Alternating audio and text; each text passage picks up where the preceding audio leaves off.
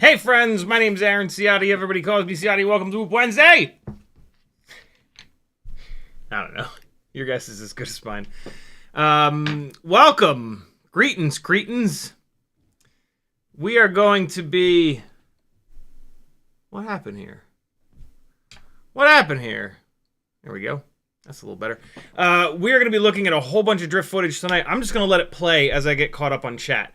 That was the first file from the 04 build at Peachtree Drift Lounge tonight. I'm getting 2 minutes 20, between 2 minutes 20 and 2 minutes 30 with this super consistently with 300 mAh 1S Betaflight lava batteries. I'm running them down to 3.4 volts per cell, and they bounce back to 3.75 or so. Really impressive runtime. I didn't think I would get that much runtime out of this build. It is on Tiny Whoop 0702 36,000 kV motors and HQ 1.2 by 0.9 by 3 propellers. In the quest for more performance and or more efficiency, I've been thinking about moving this up to 40,000 kV motors. Weebleed was kind enough to send me I bought a set of 40,000s, and he included a set of 32,500s in the box. Very cool of them. And so as those arrived, I was doing 2 other builds. An analog build here, based around the Betaflight Matrix AIO with the CO3 camera, and a now motorless HDZero build, both with the Batwing mount, both designed to chase RC drift cars. I have flown all of these rigs, and you're going to get to see flight footage tonight of all these rigs, so that you can kind of, get to see the different flight characteristics, and the different flight times, although the flight times are kind of all over the place, which is what I'm getting to here. On the analog rig with the Betaflight Matrix AIO, I put the 40,000 kV 702s. On the HDZero rig, I put the 32,500 kV motors. And neither one of these is all that efficient. And it got me thinking about efficiency. I've done tests. I did a whole bunch of testing a long time ago with 5-inch rigs on 4S and 6S. This was back when I moved from 4S to 6S, but I didn't want to buy new motors, and so what I did is I used the motor limiting feature in the PIDs tab of Betaflight to artificially pull the 2400 kV motors down to 1600 kV, because those are the motors that I put on the actual 6S rig. I flew those two rigs on the same batteries at the same places, back to back to back to back, for months and months and months and months and months. And I could never tell a difference in flight time, flight characteristics, throttle resolution, anything. And so, to me, motor limiting is a totally valid thing to do, to pull a higher kV motor down without any real sacrifices. That was 2400 kV motors being pulled down to 1600 kV motors. With these tiny whoops, we're talking about 40,000 kV motors versus 32,000 or even 28,000. And so I'm super curious if and this is the perfect chance to test this, because I have a brand new set of 40,000s, a brand new set of 32,500s. Not brand new. I flew 4 batteries on both of these motors tonight. Other than that, they're brand new. Oh wait, I guess I flew a couple extra batteries on the last few live streams between them too. But for all intents, not intensive, that doesn't make any sense. For all intents and purposes, these motors are totally identical, same props on them, other than the KV. So what I'm going to do is, I've got my little Toolkit RC P200 adjustable power supply set up with a BT 2.0 plug. I have that set to 4 volts to give a constant 4 volt output. I kind of screwed up, and the build that we're going to test the efficiency on, it currently has the higher KV motors, which is kind of annoying. It's got the 40,000 kV motors on it right now. I wish that this had the 32,500s on it, but we're going to make this work. These 40,000 kV motors at the moment are motor limited down 80%. That brings them to 32,000 kV. But we know that the kV numbers on these motors are not necessarily accurate, especially from one brand to the next.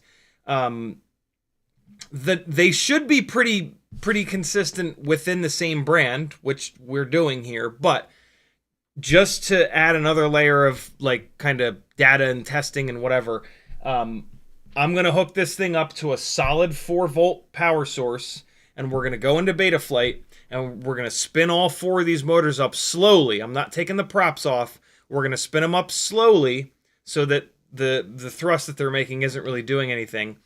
And we're going to take a look at the RPM that gets reported back to Betaflight for these 40,000s. And then when I swap these 32,500s on, we're going to do the exact same thing. And I'm actually going to rely on you guys to do the maths for me, because I have like a million things to do. So, yeah. And then once we have that exact, what I'm actually going to do is I'm going to turn the motor limiting down a little bit more on this. I'm going to drop this down to 75% motor limiting. And then you guys can do the math.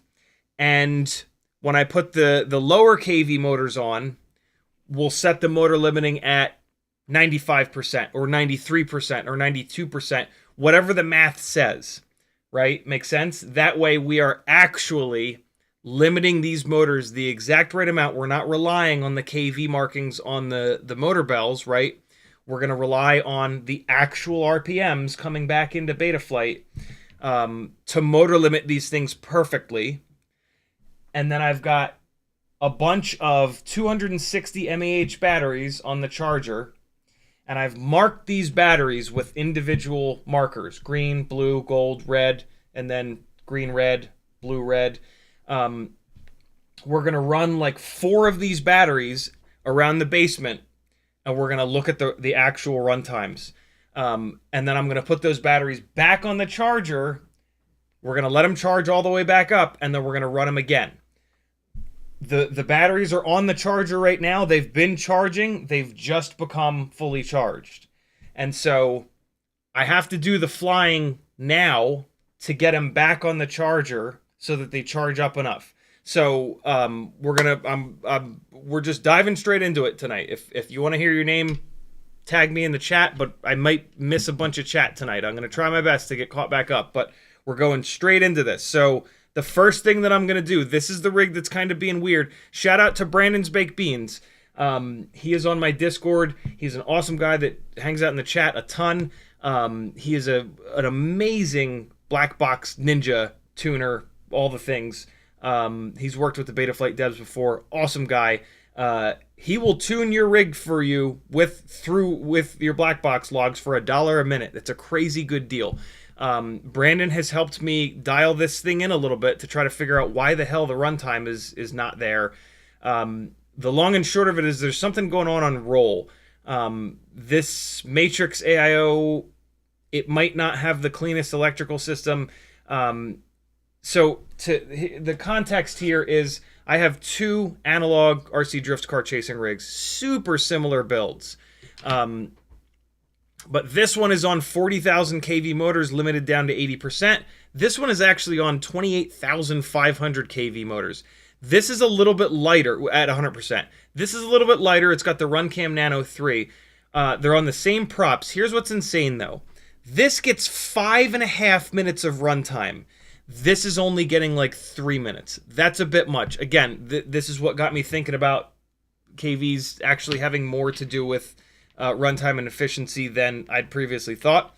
We're not going to test this thing tonight because it's just like good to go. I'm not going to put any stress on the... I'm not going to unscrew the motors and strip anything out. I'm not going to screw around with this. This thing is amazing. It's going to just stay as it is. 40,000 to 32,500 is plenty of a gap to test the efficiency, and hopefully we'll see something. But yeah, shout out to Brandon for helping me tune this thing. We got it dialed in a little bit better, but it's still nowhere near the efficiency of that.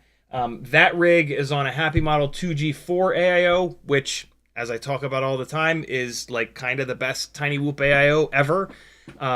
This is on the Betaflight Matrix. I don't know if maybe I just got a bad one, or if the Matrix just doesn't have enough capacitance to knock out all the electrical noise. Something super weird that Brandon's seeing in the logs is that this has a bunch of noise on the roll axis, but not on the pitch axis, which is super weird. It flies fine, but it should just get more efficiency than it's got. Yeah, it should get more runtime, I should say.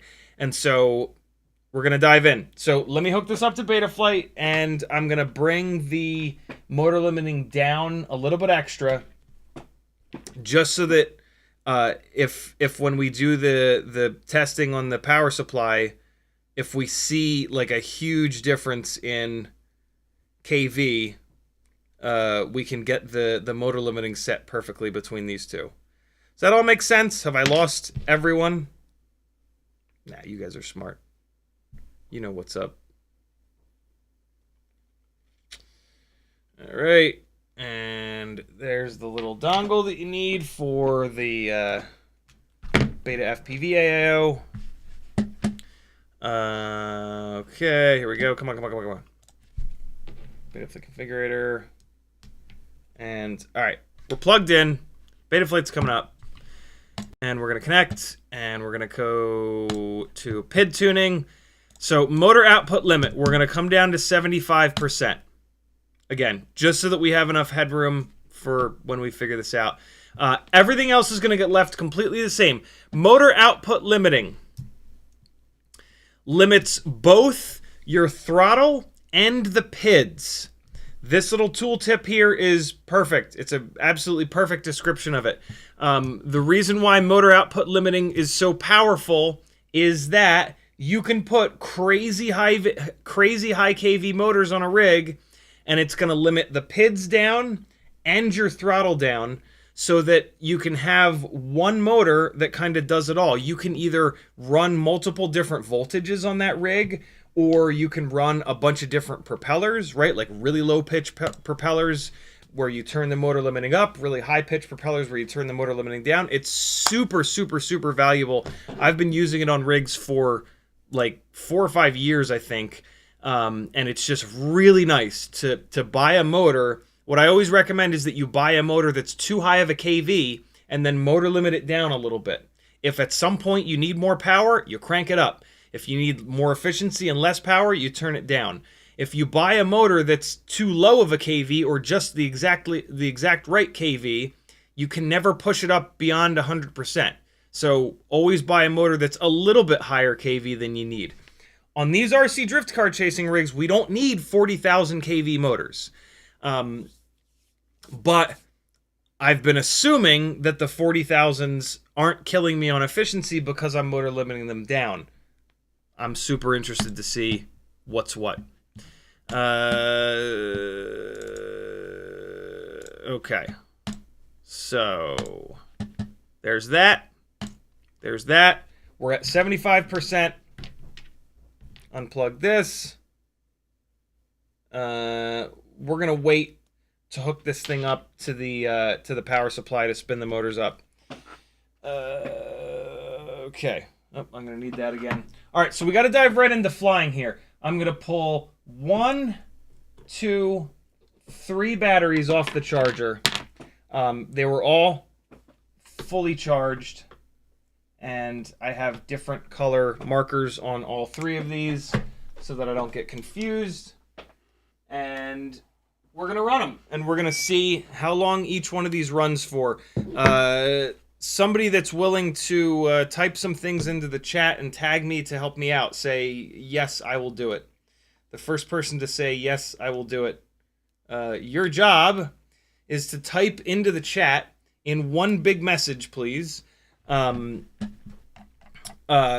colors of the battery and the runtime that we get. We've got a gold battery, we've got a blue battery, and we've got a red-green battery. These are in various states of disrepair. One of these batteries looks pretty fresh. These other 2 batteries looks like I've put them into quads a million times. And so, yeah, somebody say, I will do it. Somebody that's going to be around for the whole live stream, say, I will do it, please. And cool. Let's dive in. All right, I need to unplug and replug this. So yeah, we're going to do this flying real quick, and then I'm going to start playing a bunch of the flight footage from Peachtree Drift Lounge. So any of you RC drift car drivers that have come here to see the footage, you got to wait. You got to wait like 10 or 15 minutes. Let's do the battery that looks the most fresh first, which is the gold battery. So somebody log this for me, please. Gold battery going in. I'm using 260s to get this done as quick as possible. So here we go. 75% motor limiting. The hell? Hold on. There we go. What's this AIO doing? Why is it flashing like that? What are you doing? That's weird. I pushed down on the top of it. All right. So this is gonna be super boring. I'm gonna fly this really slow. And I'm just gonna very gently shoot gates. I'm gonna try my best not to like change my elevation all that much. And for whatever reason, this build, it doesn't get very much runtime. It's really strange. And so I'm just gonna like limp this thing around. You know, this is one of these little chase rigs. It's meant to go about this speed. And so I'm just gonna take like sort of random paths here. I'm trying not to fly so low that it's in ground effect. And I'm also trying not to change elevation all that much. I think I only hit the high gates like one time so far. And so I'm just going to keep taking random paths here, mixing it up. Also going to try not to hit stuff, because when you hit stuff, it makes the PID loop freak out. I'm going for like max runtime right here. The 2G4 build that's super similar to this, but on much lower kV motors. Like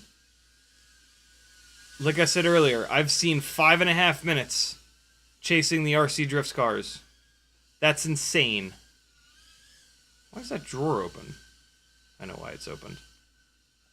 So again, trying to keep this same elevation. This should be high enough that ground effect has nothing to do with it.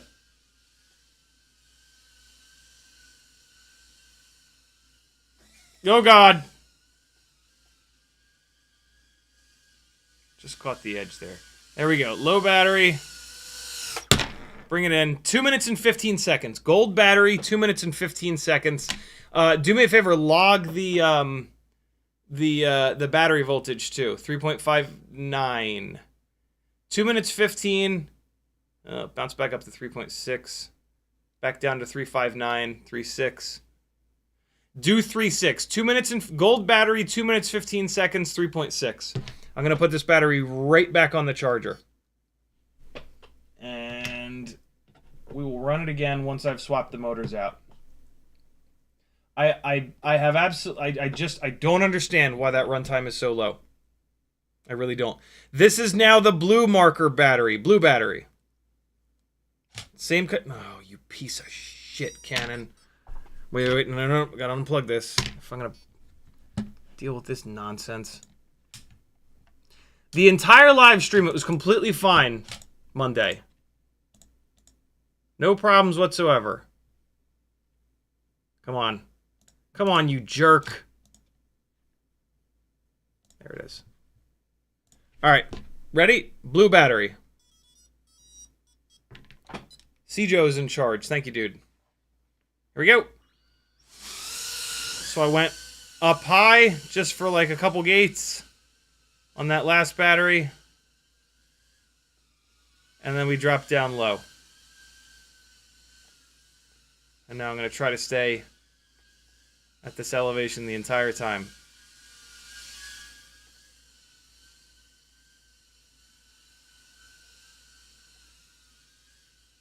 Flying this thing like I fly the Cinewhoops.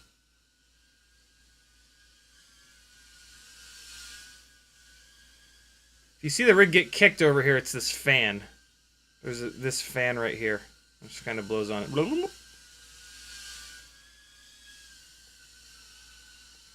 Just chilling. Trying to get max runtime. What's kind of weird is that I was flying this rig on 300 mAh batteries on the live stream the other night, and I was only getting like 2.5 minutes doing pretty much this.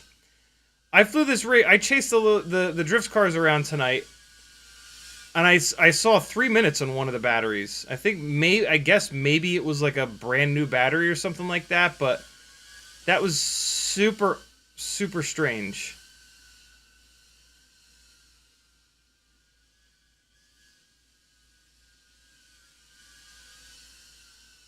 I have all of my data backed up again into 2 places after the stream Monday night.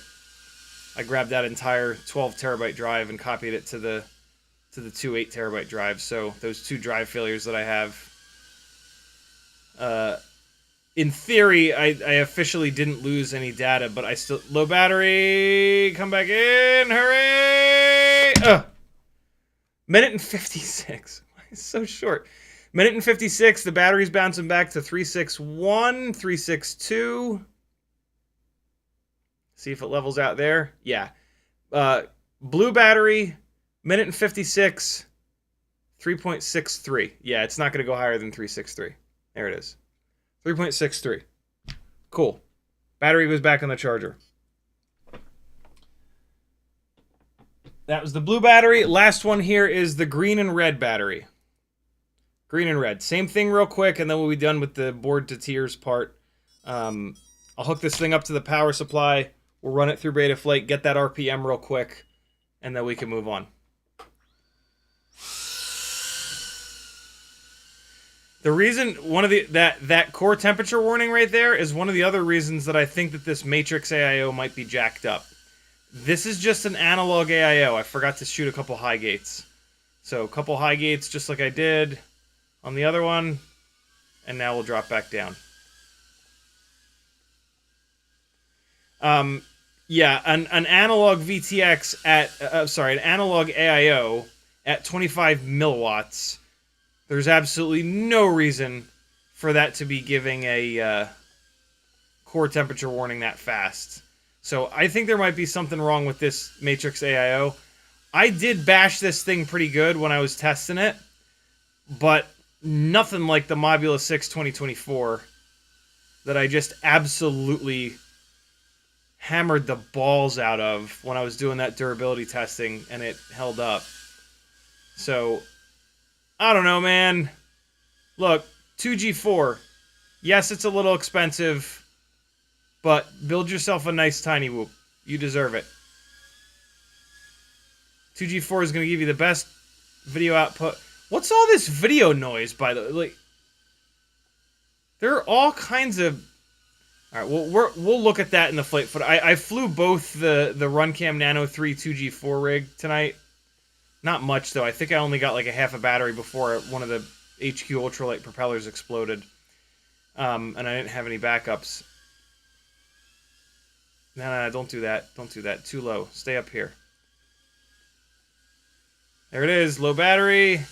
Bring it on back. And minute and 48. Let's see what the battery bounces back to. 363. It's probably going to hit 364. There it is. Maybe 365. Nope. 3.64. A minute and 48. 3.64.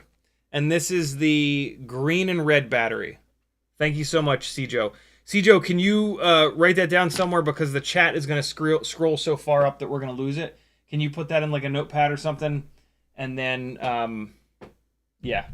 Cool. All three batteries are on the charger.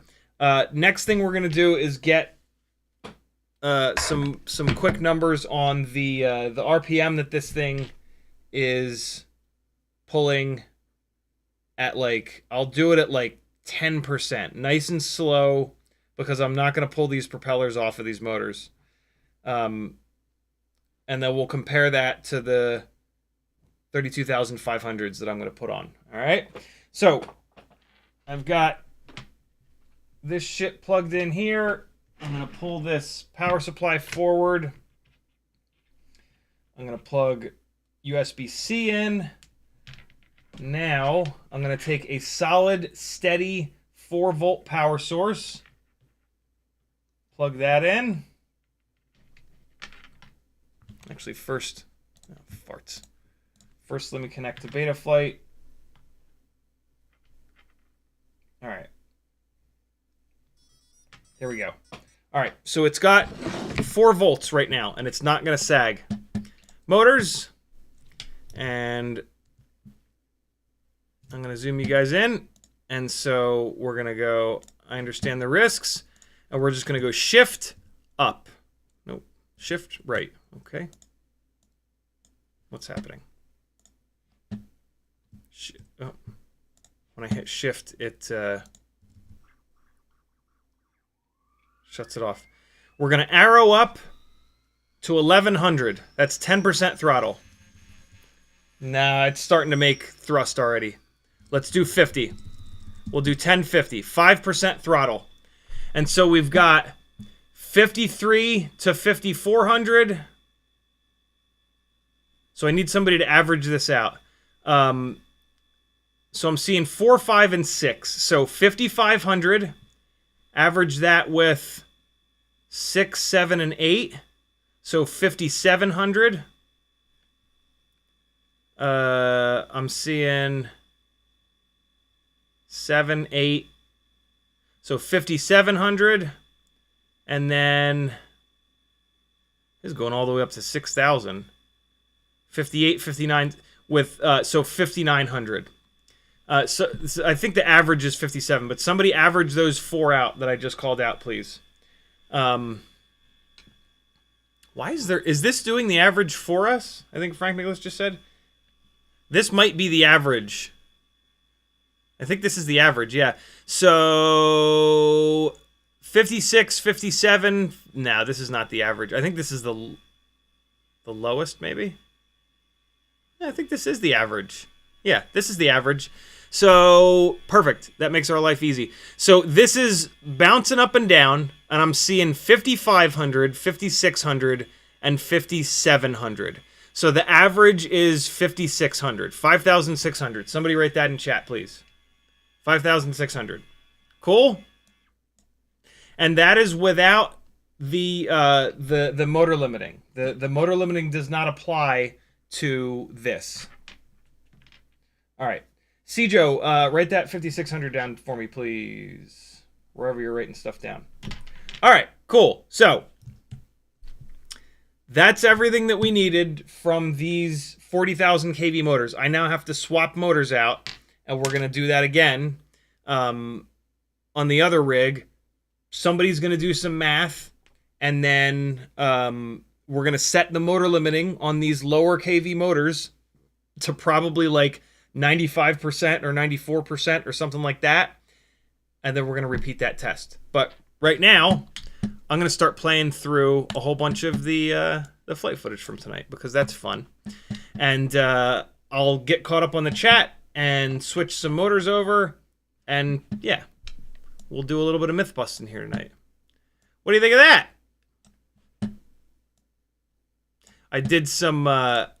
I broke out the... Maggie needed a somewhat professional headshot for just for school, and so I broke out the off-camera lighting gear tonight and did like a super simple little 2-light setup.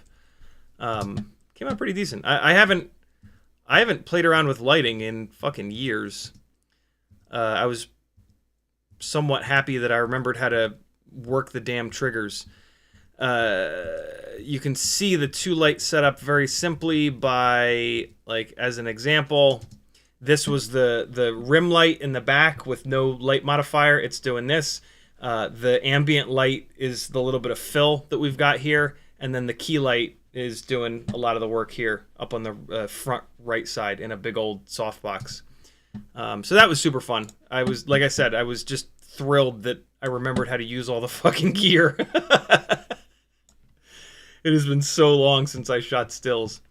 So yeah, I'm going to let a bunch of this flight footage play from earlier tonight. It's going to be all the DJI O4 stuff, and then it's going to roll into analog, and then it's going to be HDZero after that. And so let's turn some of this shit off. Transmitter can go off.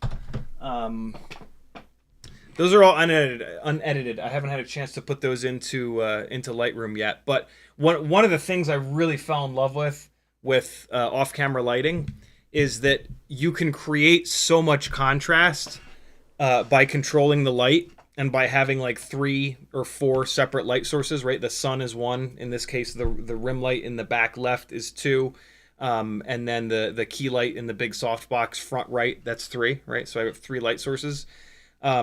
You don't have to do much editing. You end up adding so much 3-dimensionality and contrast with the actual lighting that you're adding. You got to do barely anything in Lightroom, which is great because I love the process of shooting and setting lights up and dialing lights in. I don't necessarily love the process of working in Lightroom in the same way that I don't like Premiere. I don't really like editing. I don't enjoy editing. Okay, so let's get a screwdriver and a pair of tweezers going here, and I will start popping these motors off. In the chat, Cole Powers was first, Bob Bruce was next, Frank Nicholas, Doubles FPV, Fizz PV rather, Levster, Matthew Wegner, Cole Powers, Game Cinna, Ducky, Bob Bruce, Mike K, Flycadelic, Levster, Mike K. That's all I'm gonna read out because that's the first page. You got to get in early if you want to shout out tonight. Type CiottiFPV into your chat message and it'll light up an orange, and I'll read it if you want me to read it. CiottiFPV.com is where you can go to support me. This is a completely crowdfunded thing. Without your support, I can't continue to do this full time. So help a brother out. Support me a little bit. If you've gotten some good knowledge from me or some good footage from me or whatever, you can join the Patreon for as little as $3 a month. You can change your Amazon link to my affiliate link. You can change your RDQ link to my affiliate link. You can change your GetFPV link to my affiliate link, your bookmarks, that is. You can buy something cool from my Etsy store. You can buy a fun t-shirt like this one and join the collective. We should start saying the collective again. It's fun. We've been Gangly Gang for a while, but we should bring the collective back. Look at that. Only a true G hand catches the damn thing. I'm going to start doing that more. It's just too fun with Tiny Whoops. You can literally just grab the whole damn thing with your hand out of the air. Changing these motors over is going to be super easy because I paid attention to the little red dot on the connectors here. Happy Model puts or doesn't put a little red dot on their motor connectors to let you know which direction that motor is going to spin. So if you pay attention to that, then you can swap motors and not have to change the direction in Betaflight. It's no big deal, but sometimes, not just sometimes, quite often, the motor direction wizard doesn't work in Betaflight, and then you got to go into ESC configurator, and it's just silly. Pay attention to the little red dots and save yourself some time. All right, so that's one motor changed. In the chat, Bob Bruce says, "What's going down, everyone?" Levster says, "Hey, everybody. Hi, CiottiFPV." Cole Power says, "When I get my Hummingbird, do I have to flip the whole flight controller around to use the hooks for the Batwing?" Yep. Can I just set the gyro rotation and motor outputs? Yeah, you can do that too. The problem's going to be the battery plug in the same spot as the hooks is a little bit of a pain in the ass. I got to be honest, I don't like it. And so, yeah, you should probably flip it around, but it's not too bad. You'll be all right. This motor does have a red dot, and this one does not, so that means that this one does. Yep, there we go. So yeah, all that being said, having the motor plug in the front, if you can get the motor plug and everything to not smash into the camera, and if you can deal with the frustration of having all that shit going on up front, it will allow you to push your batteries back farther, which is going to offset the nose weight that you're adding from the Batwing and the camera all the way up front. So taking it out of the box and immediately just putting a Batwing on, oh, you know what? You know the problem you're going to have is the camera cables aren't going to be long enough. I bet you won't be able to do it because I bet you the camera cables won't reach. But yeah, from a center of gravity point of view, it's actually better to have the battery lead up front, and then you can push your battery really far back in the Newbie Drone Cockroach V3 frame, and then you can have a slightly more centered CG front to rear. How much of a difference that makes? Probably little to nothing, but it might. One of the things that's actually okay about having a CG that's a little bit far forward is that the front motors get totally clean air, right? Like when you're nose down and you're cruising forward, the front motors have an entire vertical wall of air to pull down and send out the bottom. The rear motors have a little bit more work to do because the front motors are creating like a bunch of turbulence and they're taking that column of air there, right?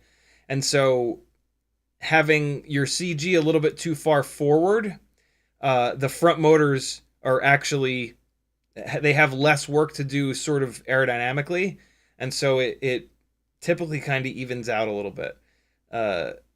It's always best to have a dead level CG front to rear. When you go full throttle and then you jump off the throttle really quick, if your CG is different front to rear, it's gonna whichever the heavy end is gonna carry a little bit more like momentum basically, and the PID loop is gonna have to even that out. And so really nailing down your CG is kind of best case scenario, but you know, depending on what like these little guys, I almost never go full throttle, so it almost doesn't matter at all. But it does.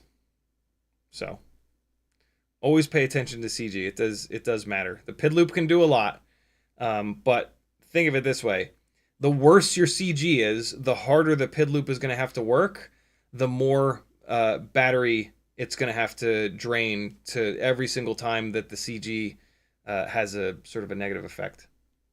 So the better you can get the CG, the more efficiency, the less work the PID loop has to do, the less motor heat gets created, all the things. All right, lower KV motors are on.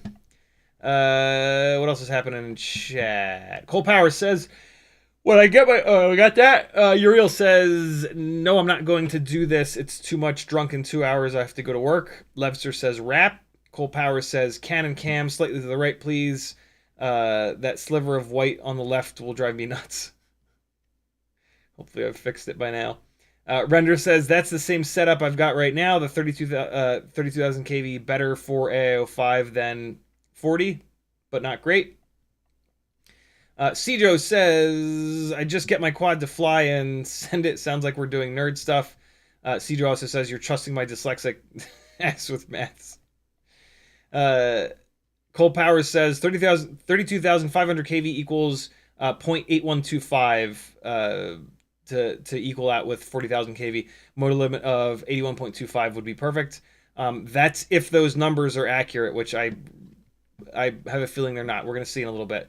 FizzPV says, "Keep an eye on the radar tonight, tomorrow. Stormline was fierce as it came by an hour ago." It was hot as shit today. It was like 90 degrees today. Good Lord. Cole Power says, "Ender makes a good point that you should confirm the max RPM are the same after motor limit is set and saved." So unfortunately, you can't do that with these high KV motors. There's a hard limit to 8-bit ESCs, and anything above like 28,000 KV, I think it is, with no prop on, you hit the hard limit of the ESC. So there's unfortunately no way to run maximum RPM to figure out the actual KV on these motors, which is why we do it at the lower at the lower values, like I did a little bit ago.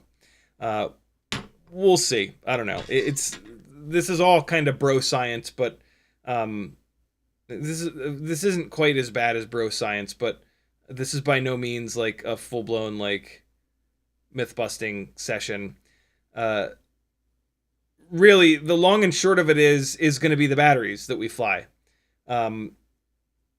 If you really want to dig into it, like even without the motor limiting, if we're just cruising around the room, other than the PID loop, ramping the motors up and down, the runtime should be very similar. And so, yeah, we're going to get this motor limiting as close as we can, and I don't know. I'm kind of hoping to see a pretty big difference, but I don't know. All right, motors are on. Prop in. Cool. Props are good to go. Batteries are still cranking away. Lewis says, "What are your thoughts on AIO5 HDZero builds, 65mm, 75mm, worth the extra HD?" I'm pretty frustrated with. So I just did a live stream a few days ago about the AIO5. You should watch it. My frustration with it really kind of comes through, and I talk a bunch about the previous builds that I've done with it. I can't believe that it exists, and I'm glad that it exists, but it is Gen 1. It is the very first time that anybody has put an HD HD VTX on board an AIO, and it's like phenomenal. But most first gen products have some issues. The main issue I think with the AIO5 is it gets unbelievably hot.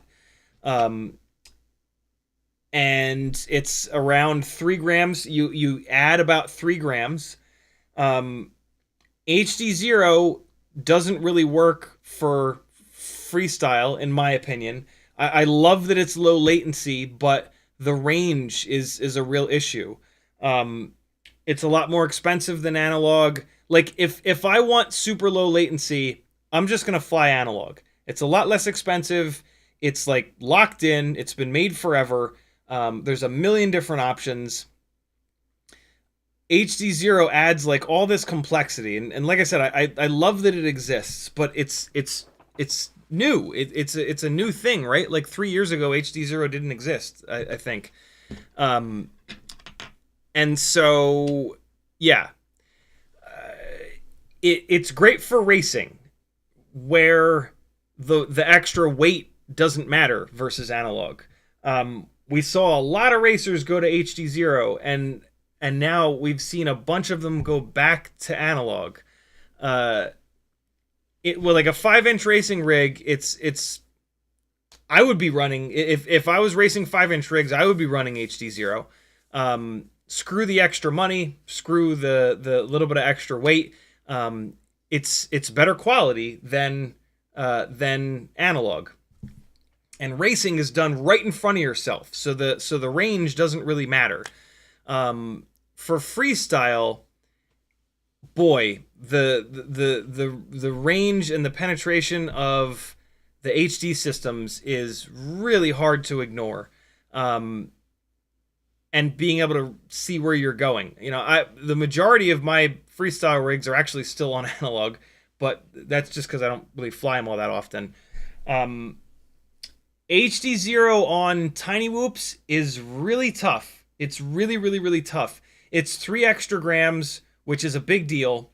It gets incredibly hot. And then the other issue that I've been hearing from a bunch of people is that they've been through a bunch of them. Somebody just commented on my video the other day and said that they bought 2 AIO5s and they're now on their 4th. The original 2 that they bought have both needed to be replaced. And then those replacements, either one of the replacements failed and then that replacement failed again. But like it's Gen 1 tech. It gets incredibly hot. It's not going to be as durable as a 2G4. That's a totally unfair comparison to kind of make, but that's important. The AIO5 is a lot more money than a 2G4, and you're going to get less efficiency, right? Because it's heavier. Worse flight performance because it's heavier. Less runtime, right? Same as efficiency. The benefit is that you're going to get a little tiny improvement in image quality. The image quality thing, though, it doesn't end there. The way that HDZero breaks up is really nasty, in my opinion. I really prefer the way that analog breaks up. Like, the way that HDZero breaks up, it just looks like it's broken. Like, it looks like there's something wrong with that video. You're going to see it in a bit here. And like, even in a little space like this, right? Like, I was standing right in front of where I was flying. There was a good amount of HDZero breakup. I'm pretty sure it was because of multipathing. Because there's absolutely no reason that the 15-foot gap between me and the quad, it can't get, full strength signal to the goggles. This is an area where there's multipathing mayhem, right? There's all of the I guess you can't see it because I'm down so low, but the ceiling is like unfinished, and there's big metal pipes up there, big straight flat walls on either side. But yeah, I was really hoping that the AIO5 cinematic build would be really, really good here, like basically better than the analog builds, but I don't think it is. You can make up your own mind. This footage is going to play through.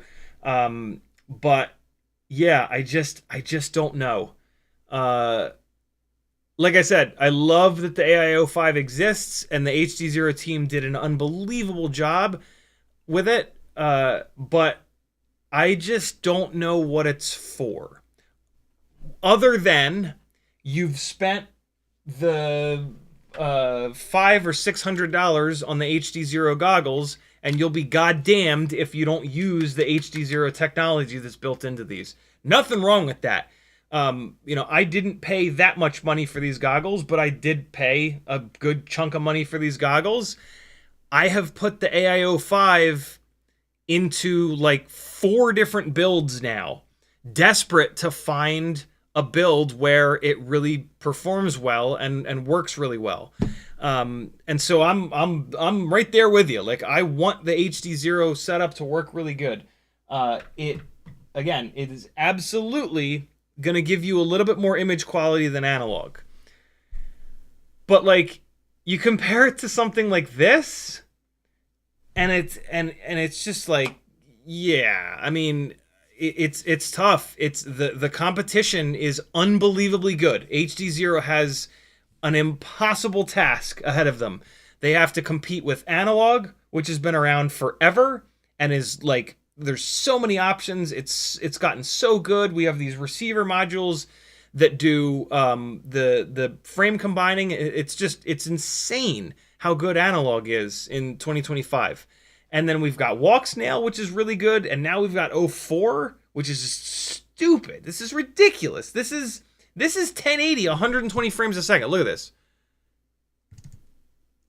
Well, no, I guess this is now into the 4K footage. The first bunch of files there were 1080, 120 frames. This is 4K 60.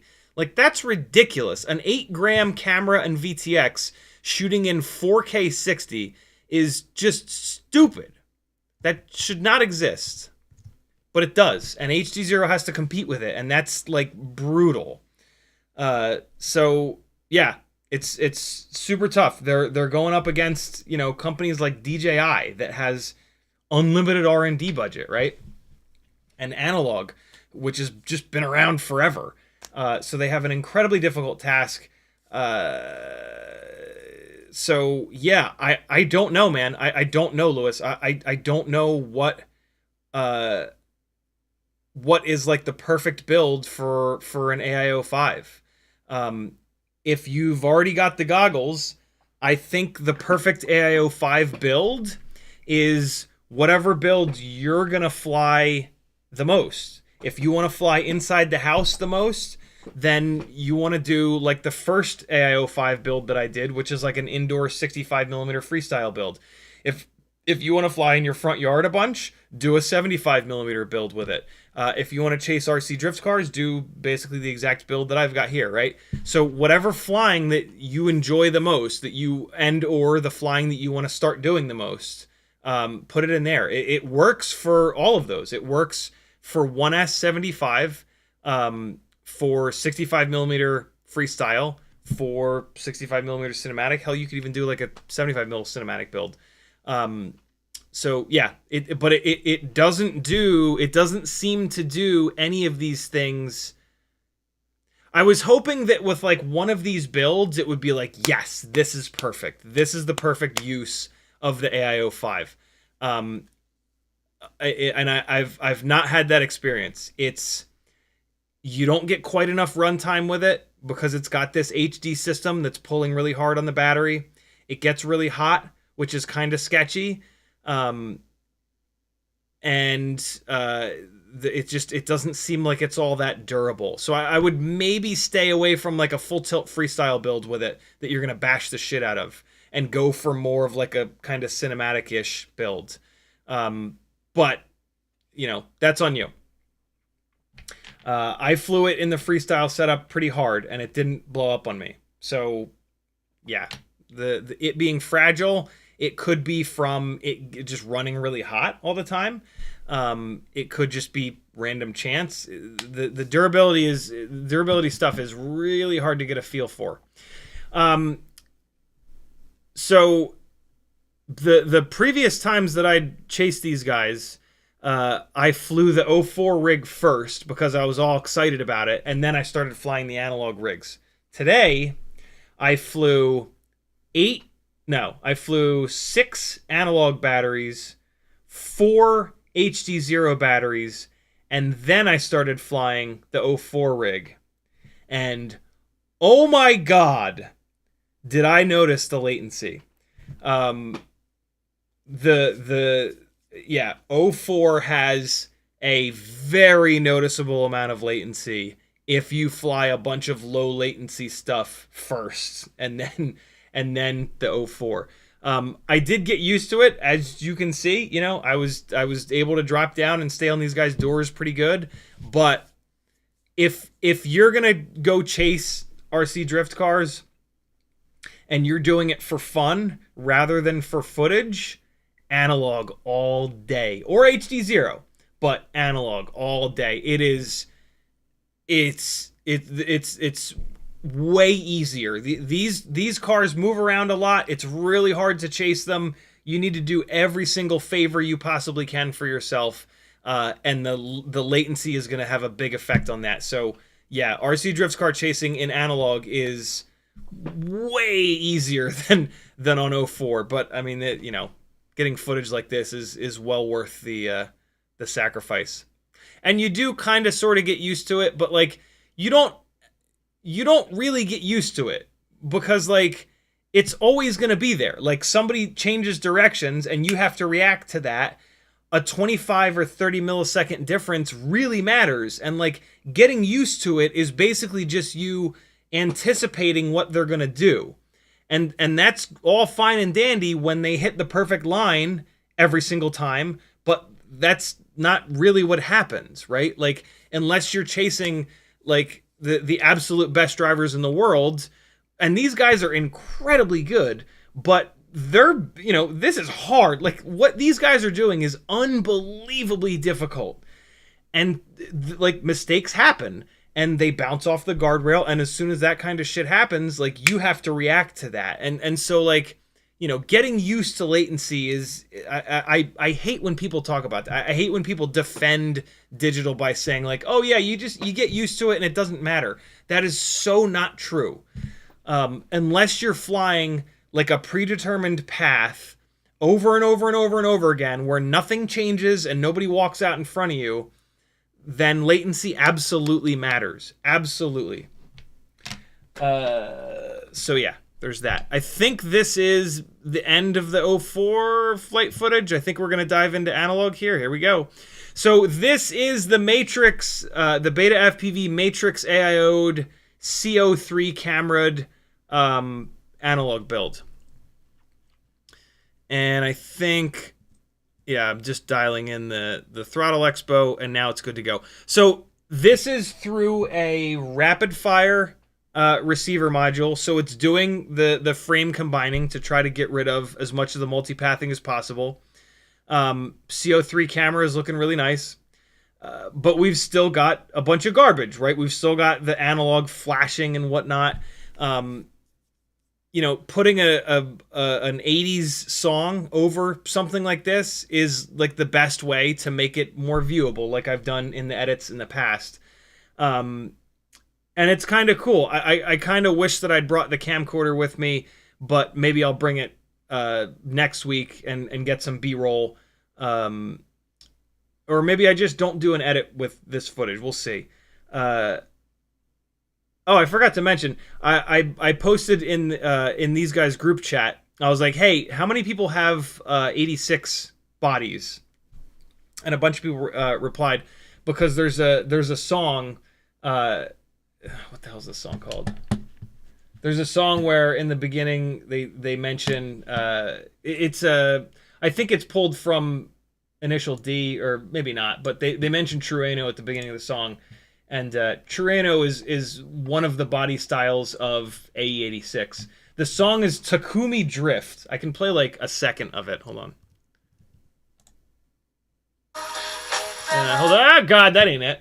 Here we go. It was a pretty junky ride you just used for your dad's work, but All right, and I can only play a couple seconds or I'll get copyright dinged. And it's small and kind of cute, like you. Hold on, ready? And then so... Ah! He says true, Ano.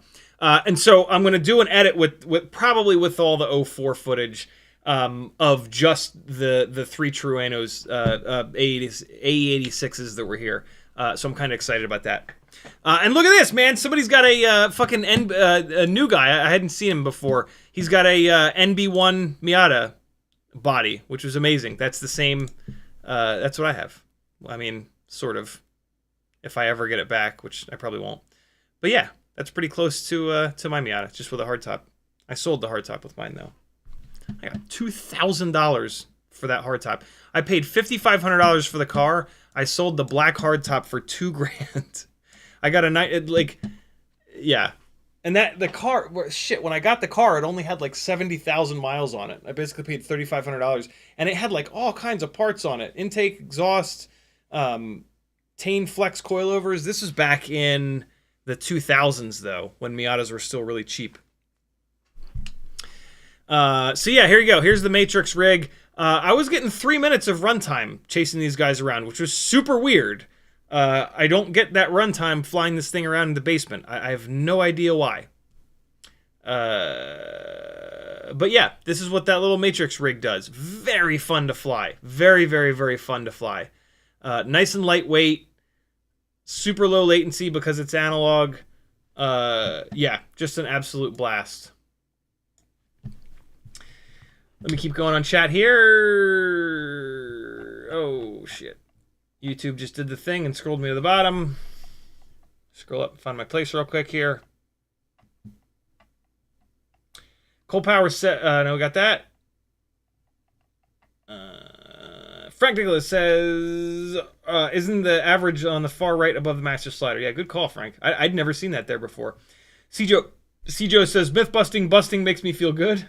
Craig says, oh, cool. All right, you guys are putting the runtimes in there. Craig says, great color tones for Maggie. Yeah, I when she was wearing green, I was like, oh, that's gonna be our background, but it ended up working out. I had to be very careful to define. Let's not talk. I'll talk for the next 20 minutes about photography. Uriel says, positive vibe. Matthew Wegner says, oh my god, I have 6 Ellen Crom Studio strobes in my garage that I haven't touched in 5+ years. Yeah. FizzPV says, I got out of stills when getting 35mm film developed got hard. Yeah. That's a thing that happened. Craig says, have you heard about interaction between DJI Goggles 3 and ExpressLRS transmitter reported by Madstech? Yeah. Ian put out a great video the other day about, I think I might have talked about it in Monday's live stream really briefly, but basically the Goggles 3 are putting garbage into the 2.4 gig band, and the previous generations of ELRS transmitter firmware was not loving it. They've got a development build of ExpressLRS that you can flash to your transmitters that apparently fixes it already. But hopefully DJI fixes it. Basically, the Goggles 3 and the DJI controller, instead of the controller talking to the quad, the controller talks to the goggles, and then the goggles talk to the quad with both the video link and the transmitter link. And so even when you're not using the DJI controller, the goggles are still clogging up some 2.4 bandwidth as if the controller's powered on. So DJI really needs to fix that. Like, if you're not going to use the transmitter, it needs to stop taking up that chunk of the band. But they won't. And so ELRS has to fix it. But it sounds like they're going to. So Game Cine tagged me, but then didn't say anything. Uriel says, collective is holy. What's that mean? Moss1 says, that let me take my goggles off mid-flight to catch my drone. Sheesh, let the boy cook, LOL. Chick with Stick says, your hair makes me eggplant. Haven't seen you in a while. Welcome back. Cole Power says, am I insane for thinking there might be an aerodynamic advantage to a frame that mounts your flight controller at a positive angle of attack corrected in flight controller orientation? More than likely, yeah. The way that we build this thing is these things is like the least aerodynamic, but you know, in terms of like packaging the battery and the motors and the frame and all that shit, it's going to be tough to change any of that. But yeah, taking the AIO and lifting the front of the AIO up and dropping the back down so that when you're nose down, the AIO is traveling flat, that would certainly help with the aero of these things. Denzel the Terrible says, CiottiFPV should be in a shampoo commercial. Tokyo Dom is in the house. What's up, dude? He says, use your power supply and motor test it to about the hover throttle, check RPM and how much current it uses, then do the same with the lower KV. Higher KV uses more current for the same RPM. Hover throttle. Since the motor limiting tab doesn't is not affected by the motor limiting percent. Yeah, it's hard to do that. You know what I'm saying? Cole Power says, download a spectrum analyzer to your phone. You could do it by pitch. Oh, that's a really good idea. Very true, too. Craig says, DJI Goggle V3, TLDR, goggles. Yeah, we just talked about that. Good. C-Joe says, can I go to sleep or do you still need my help? If you post the stuff somewhere, then somebody else can jump in. Can you post the stuff to General Nonsense over on my Discord? You probably posted that forever ago. 10:50? Nah, 20 minutes ago. Kevin the Alien's in the house. I haven't seen you in a while either, brother. How you been? I get that HDZero is in your preference, but saying it's a tiny bump in video quality is an outright lie. In my opinion, it's not. I mean, you're gonna see it in a minute. I've consistently been not at all impressed by the HDZero video quality. You know, better and worse is always gonna be a matter of opinion. And so you can argue both sides of that. But yeah, I don't know. I mean, look, there's also only like 3, maybe 4 HDZero camera options, and the tiny whoop ones, they're like the eco camera, it represents reds in a really weird way. And then the Lux camera has its own issues. Analog, we've got 80 different camera options, right? And so it's really tough. All right, cool. We've got the motor limiting, the battery run times in the Discord. Awesome. And then what was the motor limiting number? Was it 5,600? I think somebody typed that in there as well. Yeah, I don't know. What is it? It's 720, right? HDZero is 720, and then regular analog video is, I think it's 640 by 480, right? So it's basically 480 versus 720. But I think what lets HDZero down are the cameras. I just think there's not a great camera yet. I think if we get a better HDZero camera, it will make a bigger difference. Because, like, I don't know. Also, hey, there's this is still the Matrix rig, and there is some video noise here. I'm super interested to see the 2G4 rig in a minute, but we'll let this play out. I held the phone up in front of the camera at the beginning of the battery, so you'll see the you'll see it. It'll be obvious when it's the 2G4 Runcam Nano 3 rig. Matthew says, have you tried the HDZero 90 FPS camera in a larger rig? I have not. I refuse to buy the HDZero Giant VTX because this is really the only scenario that HDZero makes sense to me. I'm sure that 90 FPS camera, I've heard such good things about that 90 FPS camera, but yeah, I mean, if I'm going to carry around that much extra weight and complexity and money in a bigger build, it's going to be 04 or walk snail or something like that. The lack of range and penetration with HDZero is just super rough. And if I'm going to deal with that, it's just going to be analog, and it's going to be cheap, and it's going to be, you know, lighter. But that's just me. You know, I'm just one person. If you've got the money for that fancy red 20x20 HDZero brick, it's hands down better than analog. But I can't justify the extra cost for the slightly better image quality. And here's another thing. The reason that I say slightly better image quality is not just the raw image quality, it's how ugly the breakup is. The HDZero breakup, to me, is much worse than analog breakup. And so even though the image is better, the breakup is so much worse that it like kills it. And so when I lump that all together, in my opinion, here you go. So here's the Nano 3 rig with the 2G4.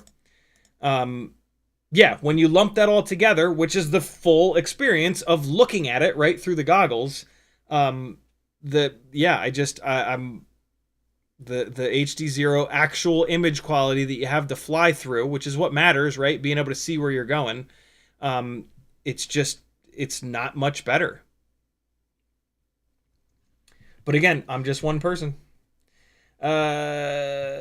Cjo says, did anyone have a Bentley T1 drift car? They did not. Craig says, Jesus posted to live stream live. Yep, we're good to go. And the motor limiting average was 5,600. Perfect. It's all there. Thank you, Cjo, for hanging, brother. FizzPV says, I get that kind of noise in the back shop at work. I could drop a video in the Discord. So yeah, here is the 2G4 now.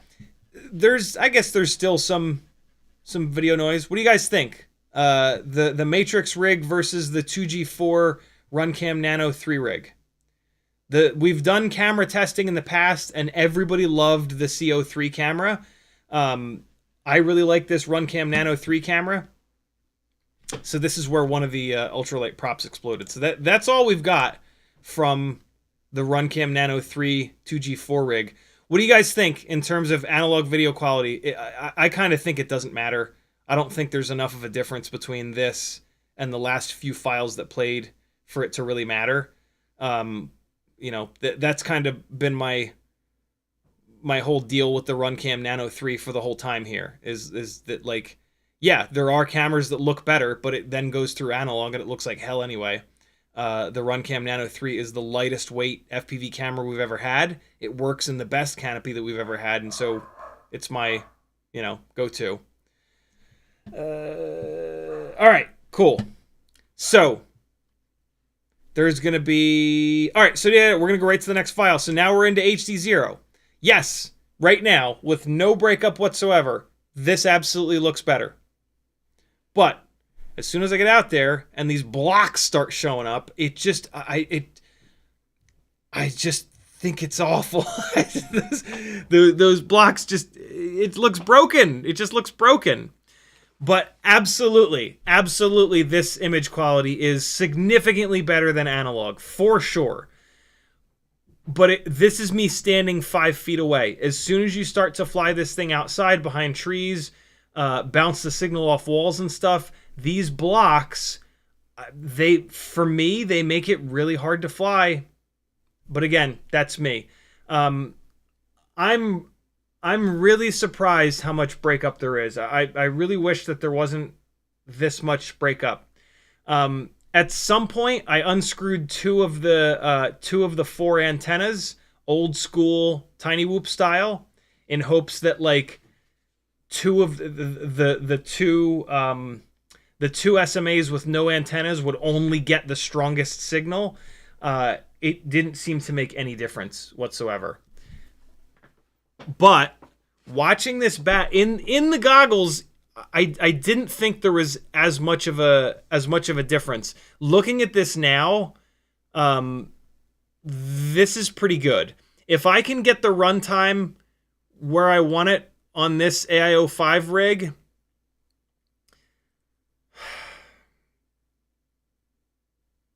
see, the problem is the blocks look terrible.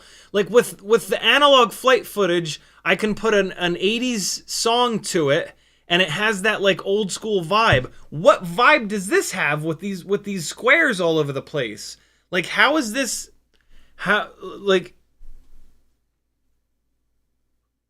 You know what I'm saying? I guess it just is what it is. But then if I'm gonna do an edit where I'm focusing on the better image quality, it's gonna be with the O4 setup. And it's gonna look gorgeous, right? Again, HDZero is stuck in this middle no man's land of like, yes, it's low latency and that's great, but then the video quality is not great because of these stupid squares all over the screen as it breaks up, right? I spent $300 and something on this goggle setup. I want this to be amazing. You know? Craig says someone needs to find a DJI 04 processing filter which finds and fixes the stupid squares. Dave S says it has that low quality fuzz to it. Also, 720p. It is 720p, so regular analog is 640 by 480. The 480 in 640 by 480 is the vertical, and that's like, and so this is 720. That's the vertical, right? So yeah, significantly more pixels than analog, which is where we get the extra crispness, right? But again, just the way that it breaks up, it just looks insane. I was really hoping that it would be crystal clear and there would be no breakup, because I'm standing right there. Maybe I'll play around with patch antennas next time. I will look. The latency was so low on this HDZero system, and it was so enjoyable to chase these guys with that super low latency that like I will absolutely put a bunch more time and effort into this AIO5 to get this to clean up a little bit. And if I can get this to clean up some, I'll do a full-blown HDZero edit because I can fly better with this. The crazy low latency allows me to fly. Like, look at that tracking shot right there. Like, that's hard to do with the 04 because I'm making all these little tiny adjustments. And so I will gladly do an HDZero edit. But boy, the breakup, it just looks nuts to me. And look, I know I'm asking too much. I'm asking way too much of this system. It is a receive-only system. There is going to be garbage. There is going to be breakup.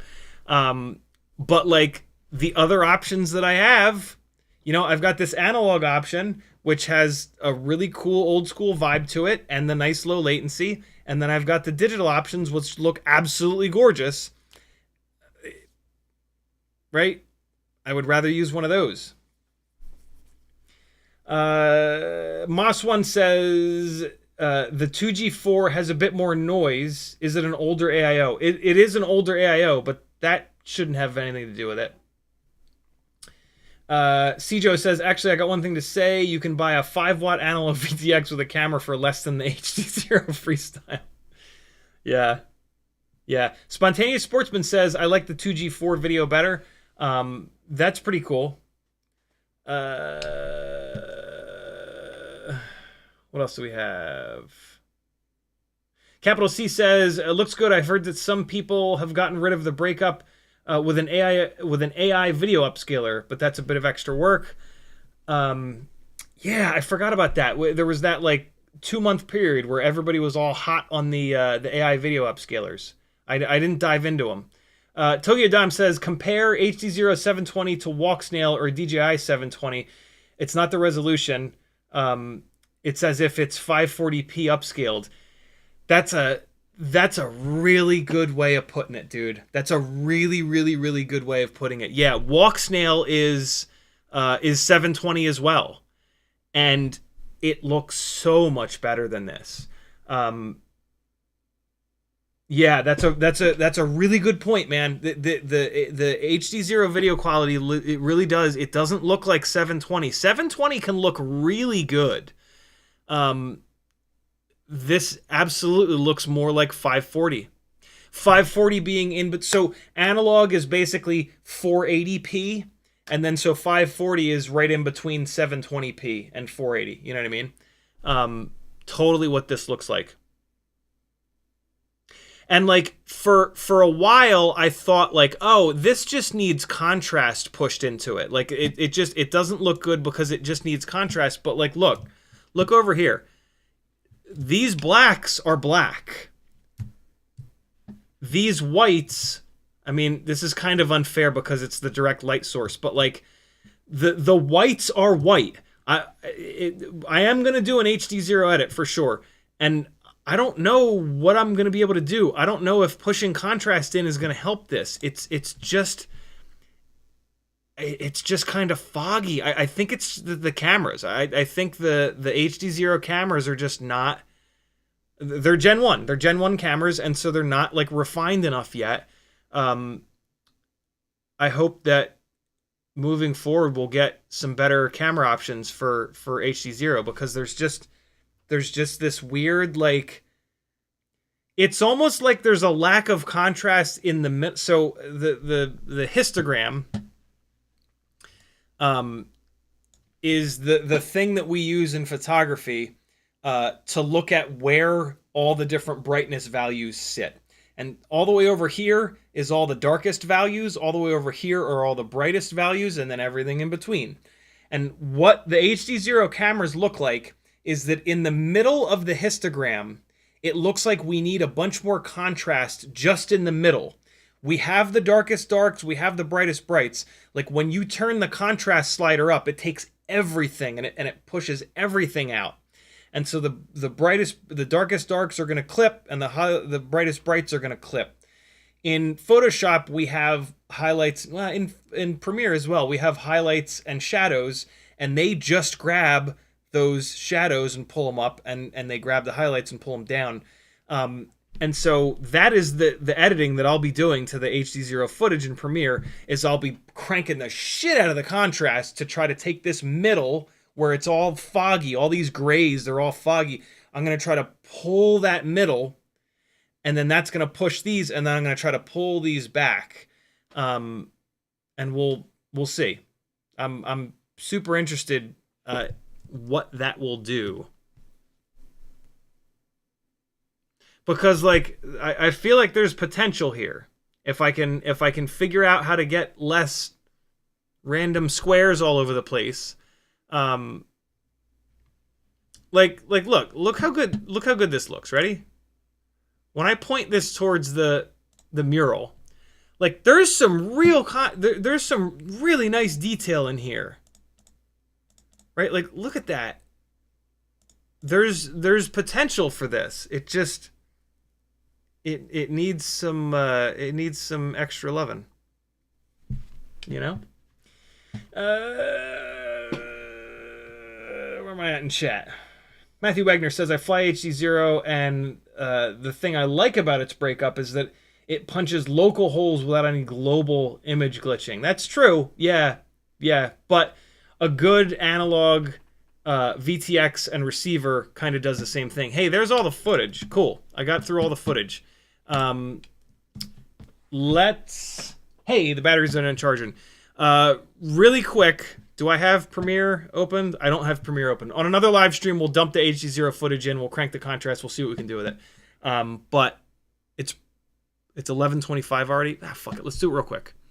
I have a Premiere file going from the last Sunday massive RC Drift event. I'm almost done chopping out all the garbage from the footage. And so let's just real quick drag one of these HDZero files in. Let's grab that last file. And I'm just super quick going to drag it in here and throw an adjustment layer on top. And we'll see what happens. Hopefully I didn't just put that on top of anything else. Hold on. I want to make sure. Yeah, that's not on top of it. Oh, boy. Okay, so here, and then we're going to do a super quick adjustment layer. Yeah, that's fine. Come on. Put it up on top here. And drag it out. Okay, so let's just pick and frame. Computer does not like having Premiere running while it's live streaming. We're going to blow this up. And okay. So I don't have any darks in this frame. Let's let it play real quick here. Oh, God. Let's unlink these, and we'll delete the audio. Okay, cool. So this is a frame that's got highlights, shadows, and everything in between. So if we come in here to Lumetri Color, basic correction, let's start pushing the contrast up. Wow, okay. So that's up, but wow, that's a lot of contrast. So here's what that just did. That's with it on. That's with it off. On, off, on, off, on, off, on. That really helps. I thought that it would really annihilate the shadows and the whites, but it's not bad at all. I can pull the shadows up just a little bit here, and then let's pull the highlights down. And boy, is that a lot better. I think I've gone a little too far with, yeah, I went a little too far with the contrast. Let's back that off a little bit. And then it also kind of struggles with saturation. So let's push a chunk of vibrance in and a chunk of saturation in. And let's just see what that looks like. Boy, is that better. It's still a little, the yellows are really obnoxious. The greens too. But you could fix that with you fix that. But boy, does that help. Holy crap. Here's with it off. Make this a little bigger. So I'm going to turn that adjustment layer off and on. That's off. That's on. Off. On. Wow, it's actually not that big of a difference. On. Off. On. Off. On. Let me push the contrast a little farther. Yeah, there's just something about the HDZero image that's just not quite right. Is it a white balance thing? No. This is a gray floor. Yeah, no, the white balance is actually dialed.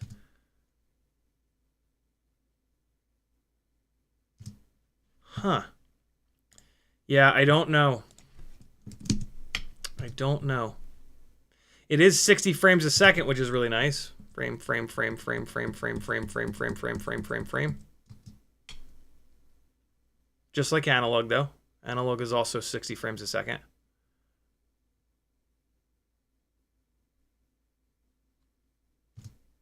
Look at all that motion blur. Look at how slow the shutter speed is going.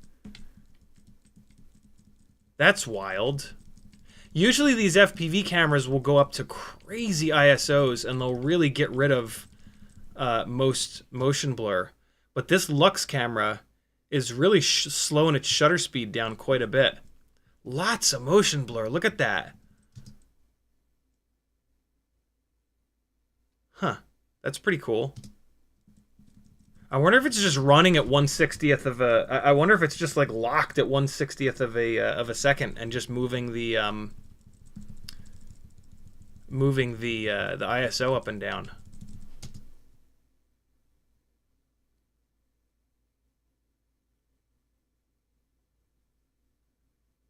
I mean, that's the best I've seen HDZero look. You know?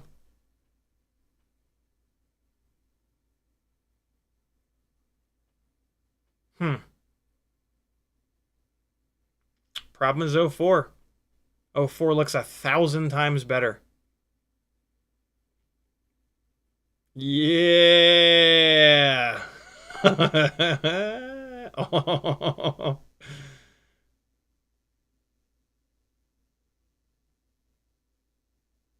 All right. Cool. Neat little experiment. All right, back to the myth-busting session here. Let's take this out of... Wait, what the hell? Get this out of here. Okay, quit out. Don't save. All right.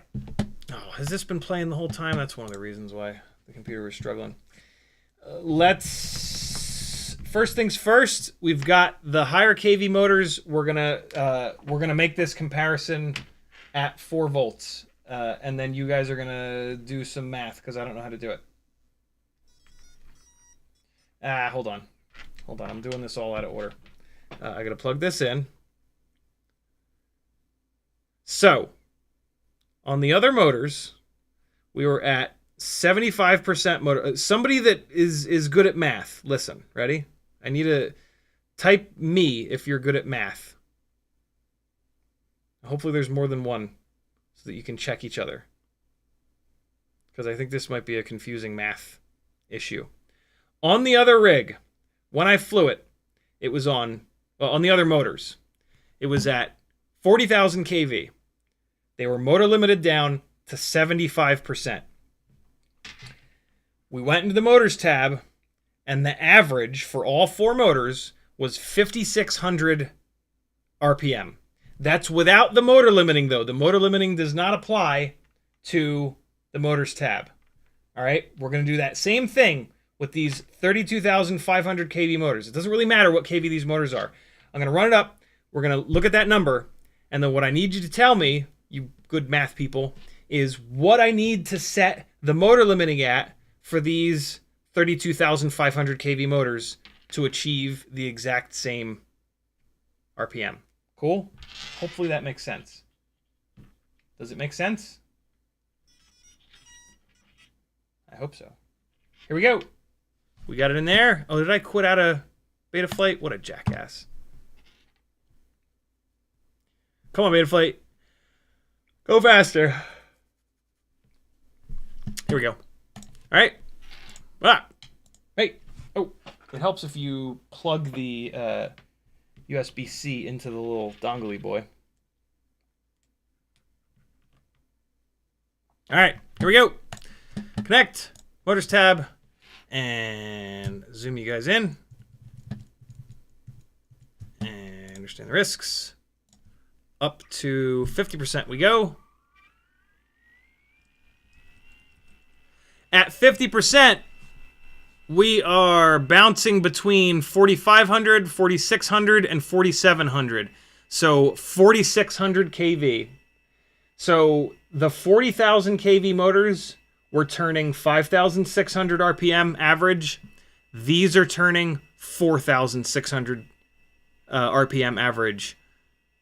The 40,000 kV motors, I had motor limited to 75%, which did not affect this RPM. What percent do I need to motor limit these to?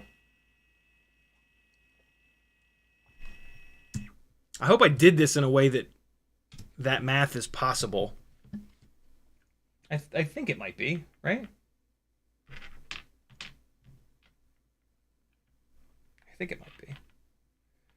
So hopefully 2 people that are good at math can agree on the answer. Oh, I'm an idiot. I just unplugged that. I need it to be plugged in because I need to adjust the motor limiting.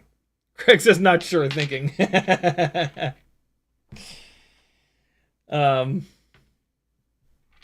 that's a good idea. Whoopi says have ChatGPT do the math.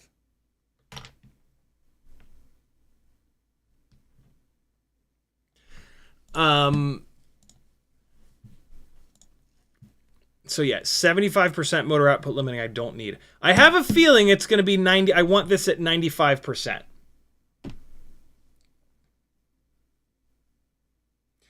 Tokyo Dom says, so on the point about comparing different kV motors, motor limiting doesn't matter. It just stops you being able to use the top percentage of the motor output. For this test that I'm doing here, it does matter because I'm flying around and the motor limiting is going to limit the PID loop. I'm not using full throttle. I'm just staying at like barely cruising throttle. But the PID loop, to make the little tiny corrections, it has the opportunity to crank the motor way up and use a ton of voltage. So, okay, Tokyo Dom, that's super helpful. 4,600 over 5,600 equals 82%. So, okay, that's actually all I need to know. We had this at. So if I'd had these motors at 100%, this is easy. If I'd had these motors at 100% on the 40,000 kV motors, I would have run them at 82%. So I was running them at 75%. So the 75 times 18, right? Yeah, 75% times 18. Yep. 75% times 18 is 8595 92, right? 92. I think I want to set these to 92%. Right? 75 plus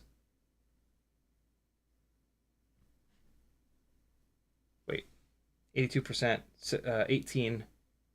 75 plus 18. 93%. 93%. Yeah. 93%. Right? Everybody cool? We're good. Let's see what happens. We're going to run those exact same 3 batteries. Yeah, I know that the PID loop doesn't technically use 100%, but it there's the possibility of it. You know what I'm saying? I don't know of a better way of doing this. Gold battery first. We got 2 minutes and 15 seconds last time on it. Again, this is bro science. We are doing bro science, but I'm trying to do the best possible bro science that I can. Where are those goggles? And I'm also trying to do as much of this in the real world as possible. You know what I mean? Because doing all this stuff with math is I don't really know. I don't really know. I've seen so much stuff in FPV that like the math says one thing and then you go and do it and test it and test it and test it and test it in the real world and it just doesn't pan out. Let's see. I almost Stevie Wondered it. Nope, no I didn't. Here we go. Let the bro science commence. So we're going to go up high. Shoot a couple gates up high. And then we're going to drop down low for the entire battery. And we're going to fly right around this height. Mix it up. Turn left, turn right. And just stay at this height. We should not be in ground effect. This should be a nice clean run. So now in theory, so the thrust stand testing and the math all says that the higher kV motors, even if you motor limit them down, are less efficient. And what are we on now? These are the lower kV motors. So we should get more runtime on these 3 batteries. And I think that we will, but I don't think it'll be much. I would love to be wrong, though. I really would. Because I am desperate for more runtime from a couple of these builds. And if running some lower kV motors will get that done, I'm willing to sacrifice I'm willing to sacrifice how nice it is to have that extra kV. So I'm hoping for 3 minutes here. We're at 1 minute and 40 already. And we're only at 3.6 volts. Might be onto something here. And again, like in this world of tiny whoops, we're talking about such huge differences in kV, right? 40,000 versus 32,000. That's such a big difference. Like, with a 5-inch rig or with like a 3-inch rig, or you know, getting a 1950 kV motor instead of an 1800 kV motor, I think that's really a no-brainer. But with tiny whoops, you know, there's the potential for unless you're like doing racing, right? Like if you're doing racing or you're doing something where that efficiency really matters, absolutely. Get the lowest kV motor possible and run it at 100%, unquestionably. But for most people, low battery. Oh, come on, come on, come on, come on. Come on. Ah! All right, 2 minutes and 45. Let's see where the voltage bounces back up to. So that's 30 more seconds on the gold battery. And the come on, keep bouncing up, you bastard. Come on. It had bounced up to 3.6. It's not going to get to 3.6. 3.58 though. 2 minutes 45, 3.58, and now the battery's coming back down. 30 more seconds of runtime, and we only ran the battery down 0.02 of a volt farther. Next up is going to be the blue battery. 30 extra seconds of runtime is real. I will take that all day. Here we go. What did I say? Blue battery? No. Yeah, blue battery.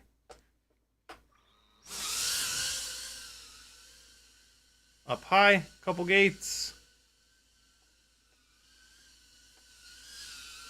30 seconds of runtime is especially impressive when we're only getting 2 minutes and 15 seconds, right? 30 when the runtime is 2 minutes, 30 extra seconds of runtime is like, what's that, like 25% more? It's a little bit less than that. I think that's like a 20% improvement in runtime. That's legitimate. That is a serious result.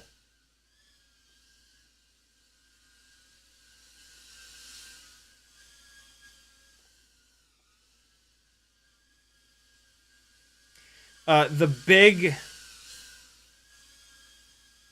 massive amount of inconsistency here is my flying. I should really do this with like 10 batteries in a row, but I don't have time or patience for that. So 3 batteries will have to do.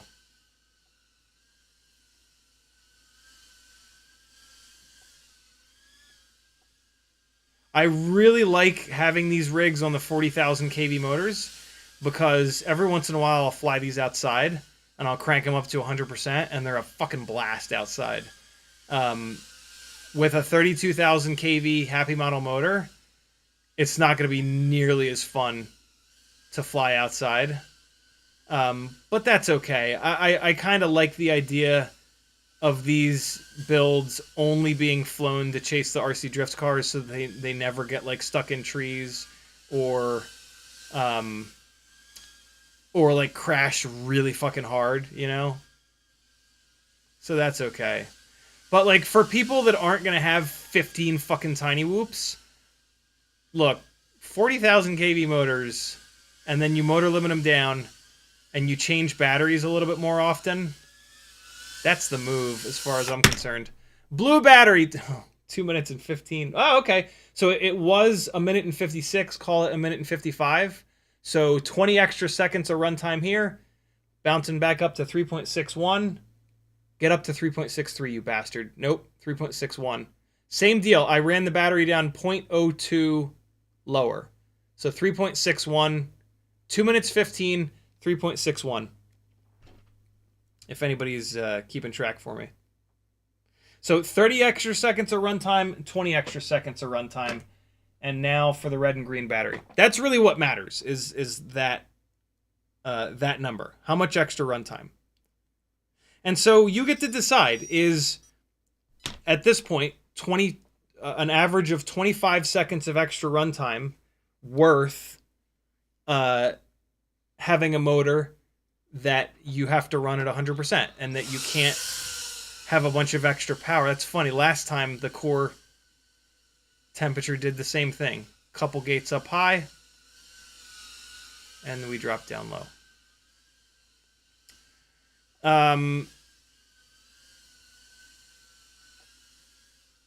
If I'm going to have one of these HD builds that only runs for like a little over 2 minutes, an extra 20 seconds of runtime is a big deal. If I've got like a lightweight analog rig that I'm getting like 3.5 minutes out of, I don't really think I care about that, about an extra 20 seconds. I'd rather have more power.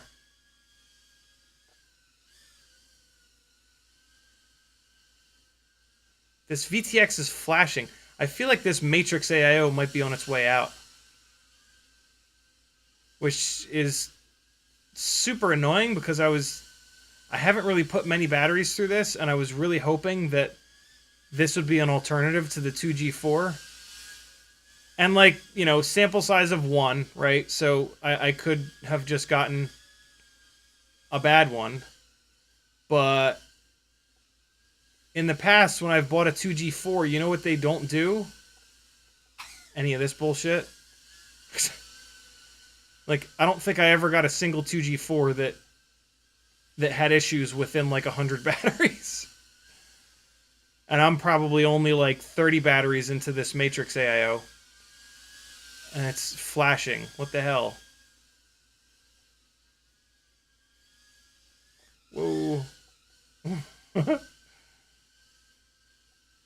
Should be getting towards the end of this battery here.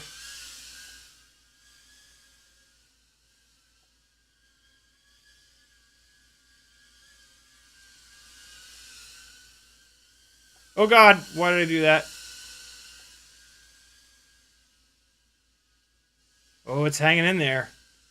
Yep, there it is. Low battery and land. Perfect.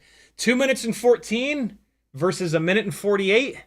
And it's at 3.61, 3.62. Come on, get to 3.64. All three of these, I ran them down a little bit lower. 3.61. So on the higher KV motors, it was 3.64. So 0.03. There we go. 3.62. I did this. That's weird. I did the same thing on all three. But yeah, 2 minutes and 14 instead of 1 minute and 48. 15, 16. So that's 16, 26. Perfect. First battery.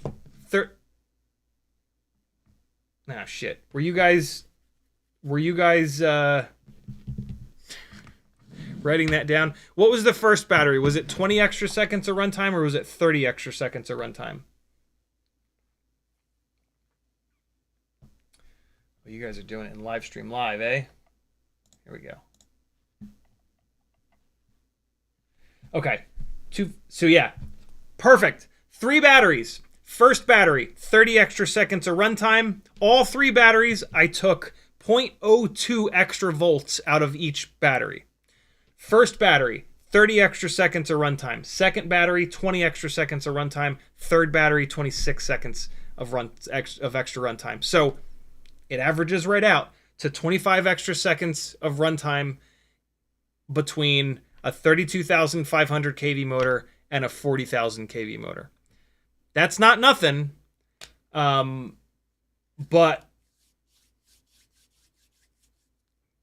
I mean, that's it. That's it. I don't have to make a conclusion. If you're desperate for more runtime, run a lower kV motor. If you're willing to sacrifice the ability to crank the motor limiting way the hell up.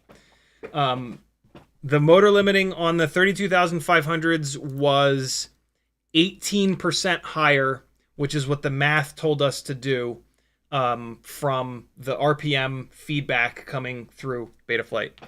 And that RPM feedback is like the RPM bounces around quite a bit. So we might have had the motor limiting a little bit wrong. It shouldn't really make much of a difference, though. I was flying it absolutely as gently as I possibly could, so that the PID loop had to do very little to no work. The motor limiting, I should be able to run. So if I turned the PID loop off, I could run both of these sets of motors at 100% and fly it around, because there would be no PID loop to crank it up and down so it would be all throttle based. And so for 2.5 minutes, if it's all throttle based and you're staying at the same altitude and running the same speed, then, you know, all things are sort of equal at that point. Super interesting. I am going to be putting lower KV motors on my on the digital rigs, because I you know, 2 minutes, the 04 rig on the 36,000 kV motors, I'm getting around 2 minutes and 20 seconds. If I can get 2 minutes and 40 seconds, that's a big ass win. Or even 2 minutes and 50, that's amazing. And so I'm just basically going to take these things down. And so here's the other thing, right? The reason that I've been putting the higher KV motors on these things is not just because I fly them outside every once in a while. It's also because I had started to try and do like acrobatic chasing stuff, like flips over, like you lock in on one side of the car and then you do like a roll over onto the other side of the car and then you try to lock in there. It's just too hard. I think the issue is basically that I think it's an issue of scale. You know, these RC drifts cars are roughly this big, and then look at the size of this. Imagine if that scale, right? This is like 4 tiny whoops are basically the size of these RC drifts cars. Imagine if you went to a real drifting event, and the drones that they were flying were the size of a quarter of the car. They would be 10-inch prop lifters, right? And so if you think about how a lifter would chase a real size drift car, it'd be a lot like what we're doing with these. A 5-inch build with a GoPro on it is like, we would need the tiny whoops to be like this big, right, to scale that down. And the 5-inch rigs are the ones that the dudes are doing the front flips over the cars and like the really acrobatic, like freestyle looking full-size drift car chasing with. And so it just doesn't really work with these. What works with these is nailing your elevation and dropping down on their door and getting that shot of the rear wheel spinning and then braking and then spinning again. And so, yeah, I'm going to get the high KV motors off of these HD rigs.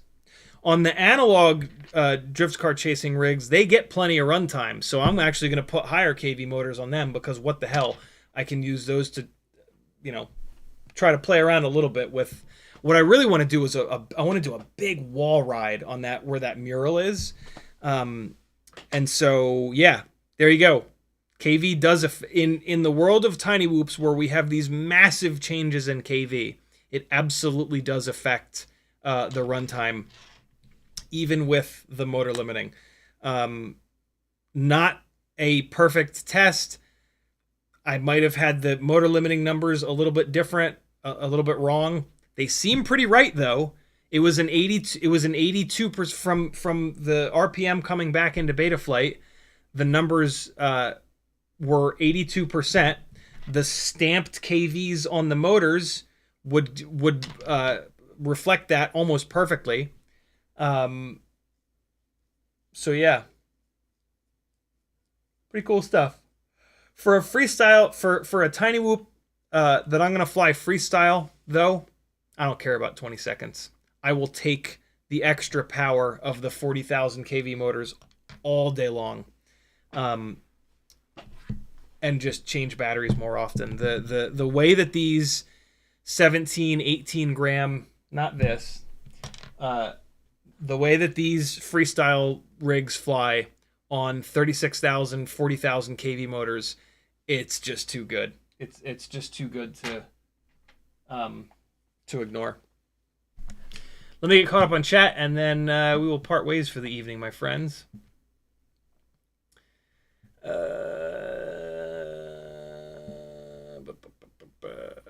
Super 62 says, I thought you might be chasing, no pun, RF interference, not just multipathing. Have you tried the race settings on the 04? No, I can't do race on the 04 because I don't have Goggles 3. Maybe chasing RF interference, not just multipathing. I'm also chasing, potentially chasing electrical noise on the AIO. God knows how clean the electrical system is on the AIO5 with all that shit crammed in there. They might have had to drop capacitors to get everything to fit. FizzPV says, just dropped a clip. Meteor 75 Pro with the Matrix AIO and the CO3 get much more breakup in the back shop versus in the front area. Another thing that I forgot to mention that I'm going to try with the HDZero rig is moving the VTX power up and down. I think it's on 25 milliwatts right now, which I usually like to prevent multipathing, but I need to experiment a little bit more with it. Kazuma says, I've been doing this FPV car stuff where I try to make it look scale from the camera. Your sim stream reminded me of it. I think you would like it. Yeah, FPV systems in ground-based stuff is something that that could ruin me. It's something that I could get really carried away with. So keep it away from me, because the last thing I need is something like that to obsess over. Tokyo Dom says, you might need to mess with the contrast on the camera settings on your HDZero stuff. There are recommended settings out there that are not the default. Very cool. Matthew Wagner says, HDZero camera settings have their own stick command.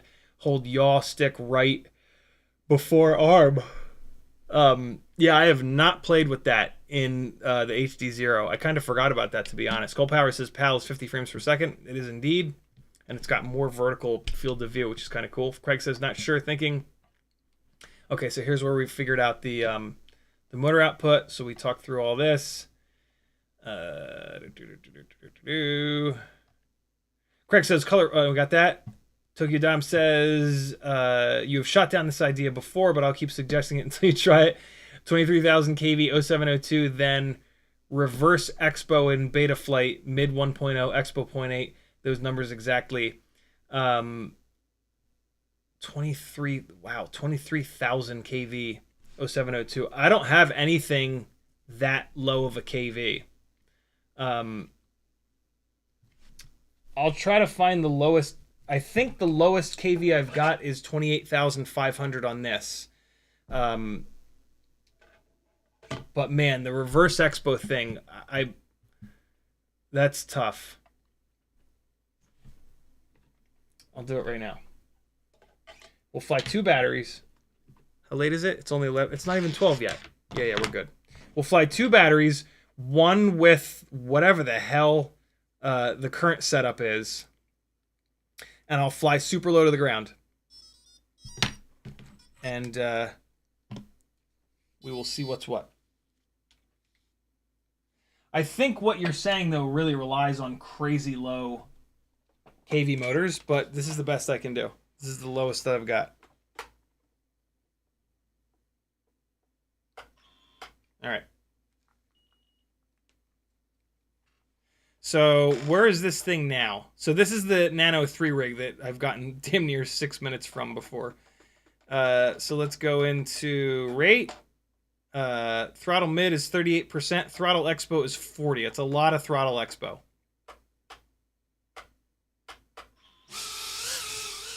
But this thing, like, I can sit this thing so... I can control the elevation so cleanly on this.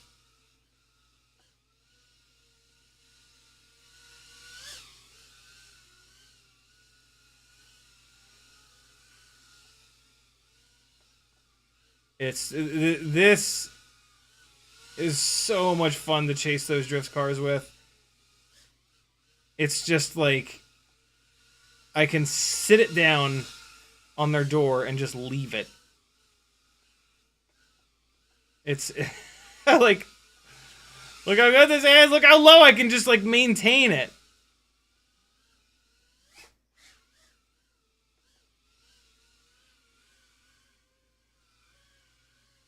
Look how much I'm moving the throttle. And watch this. I'm going to bounce the throttle up and down. Watch how much I can... Hold on. Let me get a nice straight run. But watch the throttle value bounce up and down. And, like, my elevation is barely changing. That's what makes it so magic, is that you can be super active on the throttle, and then like every time something happens, you're already moving the throttle, and you can just like make a super quick adjustment. It like takes out that lag time of like seeing something happening, realizing that you need to move the stick, moving the stick,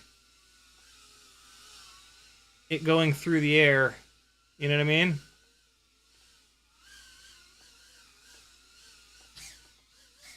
Hey.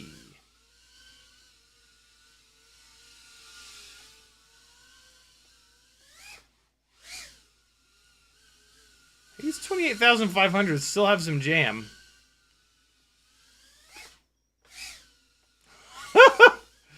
Man, I forgot how good these low KV 702s do.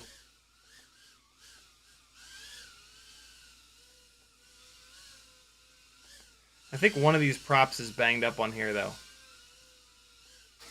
I tried to go backwards through there.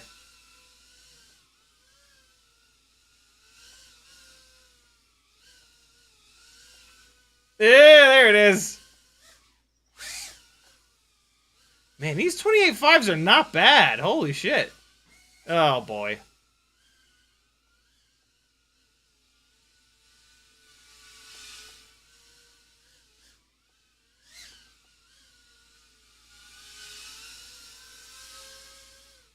I missed it. I tried to go through it backwards.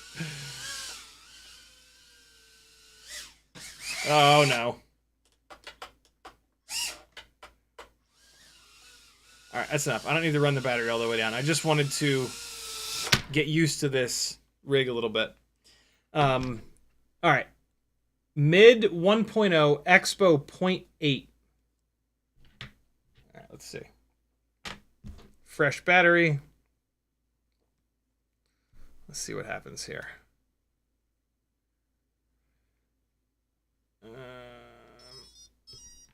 I think I can do it in the...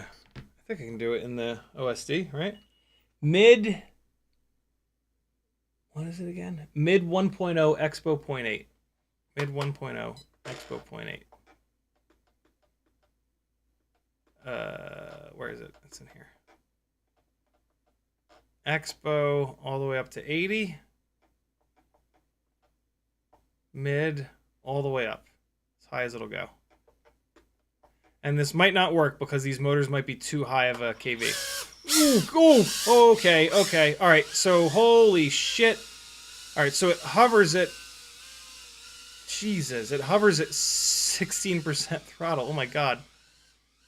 Okay, yeah, so... hold on. Wow, it's just so sensitive. I mean, so... This feels like no Expo. And the reason why, this is probably worse than no Expo. The reason why is that the hover point is in the wrong part of the Expo curve. We want the hover point to, and this is where these motors just might be too high of a KV. Oh, I'll just, hold on, let me just motor limit them down. I can just motor limit these way the hell down to simulate the lower KV. MISC PP. And then... Oh, shitters.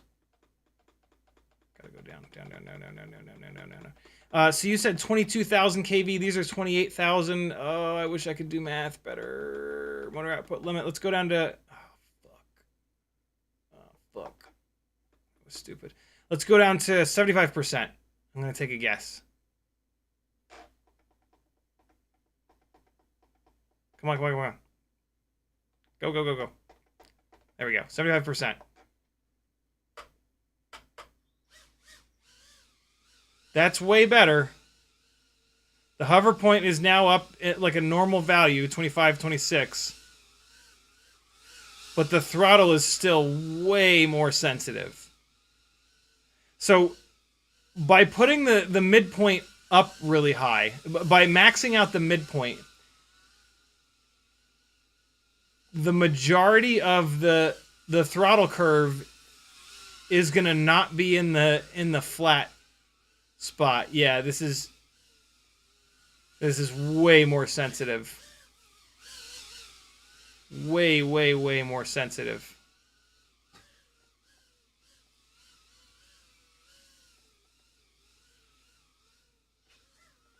Oof.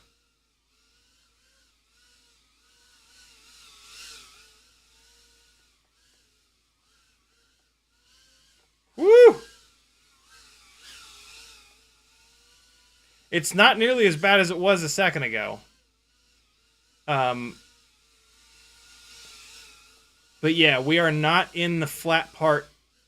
We are not in the flat part. Oh boy. We are not in the flat part of the expo curve, which is why this is happening. And so this is why I always tell you guys that if you're not going to actually learn how to use the throttle expo and fully understand it, don't use it. Because this is basically what's going to happen. You're going to make it more sensitive than if it was linear. This might be the same as if it were linear. I'll tell you right now. Let's make it linear. SPP. I'm gonna leave the I'm gonna leave the motor limiting on, but I'm just gonna turn off the throttle expo. And so I'm gonna put it to linear, and I can maybe tell you if we were at the steep part of the curve or if we were in a flat part. Well, so now the hover point is really high, which I'm gonna adjust to by just moving my hand. Yeah, so no, this is easier. So we were in the steep part. We were in the steep part of the throttle expo. This is fully linear right now. And it's noticeably less sensitive. Even though it's hovering at 50%.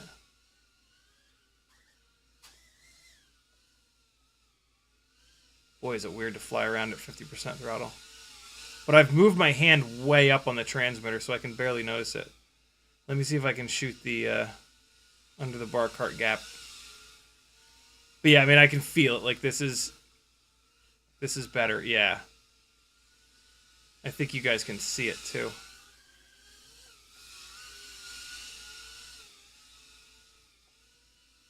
Hey.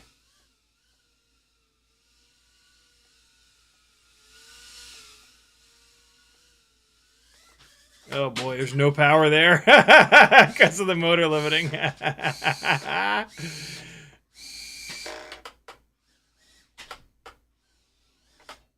Hey.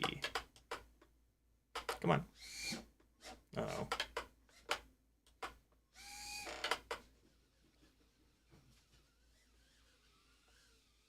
Hey, big boy, what are you doing?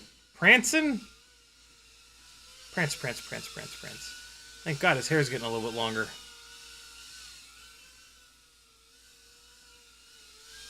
Come on, give me that teddy gap. Let me fly under there. Let me fly under there, small dog. Oh God, do I not have warnings turned on? Why is the battery getting down so low? All right, let me fix the all the wackiness that I just did here. Miss PP. Nope. They added a bunch of shit to this menu. Where's the motor out? There it is. Motor output up to 100.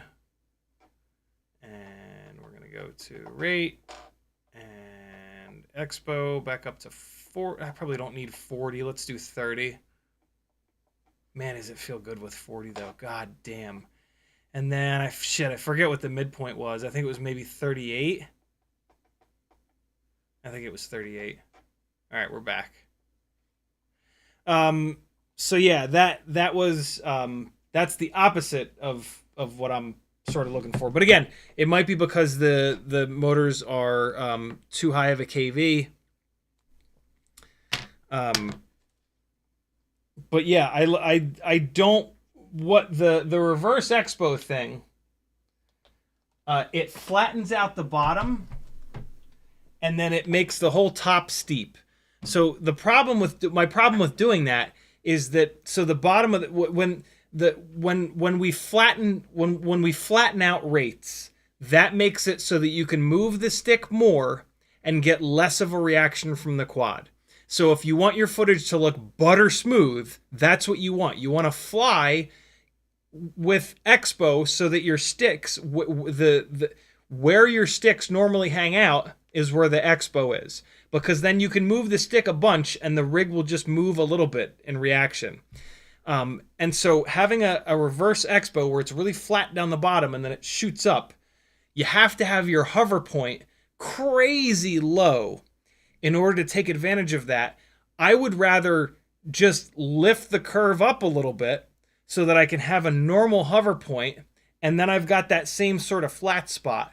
I don't understand why. I guess just if you're used to having like a hover point that's at like 5 or 10%, I guess it maybe makes sense, but I can't fly like that. I can't have a hover point super low like that. It's just excruciating. Because like there's just, I spend time down there. I spend time just giving like a little bit of throttle, like when I'm dropping elevation and stuff like that. I wouldn't be able to get used to that. That's super interesting though. I'm glad that you brought it up again and I tried it. But that is not for me. That is definitely not for me. Dude, we did a ton of stuff tonight. Holy Christ. Cole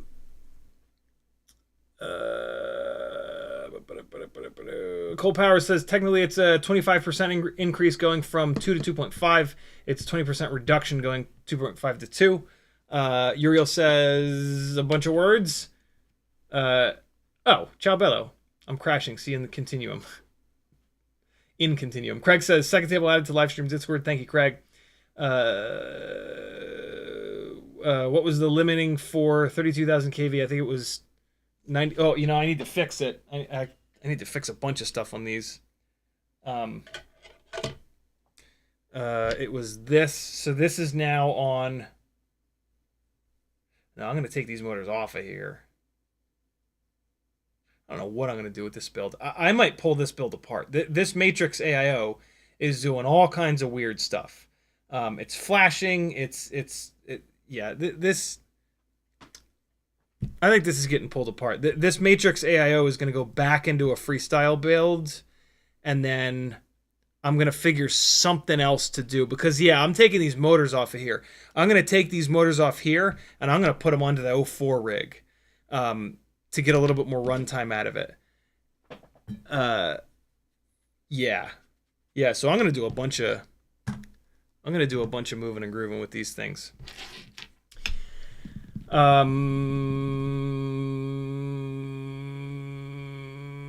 Craig says, we got that.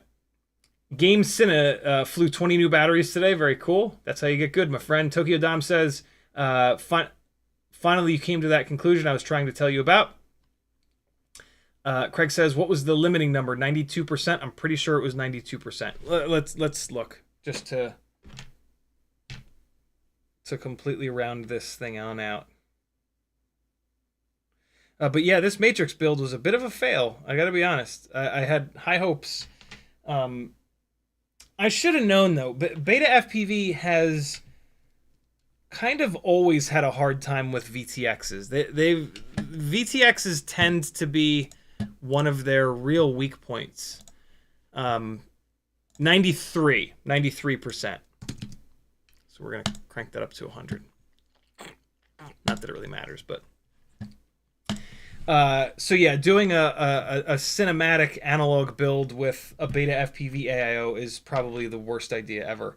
And so yeah, this Matrix is going to go back into a freestyle rig, and I'll smash the shit out of it, and we'll see how long it lasts. It looks like it's already on its way out with that flashing.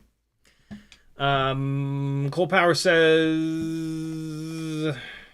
looking forward to an 04 toothpick made from actual toothpicks. Then Zilla Terrible says, do those Wii drift cars have actual brakes or just motor braking? Just motor braking.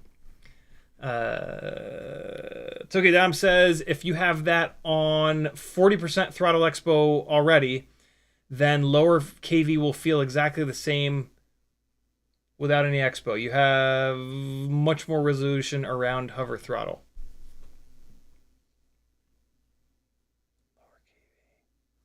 exactly the same without any expo. Yeah, but I tested that, right? I took all the expo out and I ran it linear, and it felt better linear. Mike, here, a quick visual for everybody. Here's a quick visual of what I was talking about in case you haven't spent hours and hours and hours in the rates tab screwing around like some of us have. The reverse expo thing. Where am I going? So we're talking about throttle expo, right? Hold on. Farts. Farts. Hold up. 0.32. 0.30. Okay. So here's what the reverse... Jesus.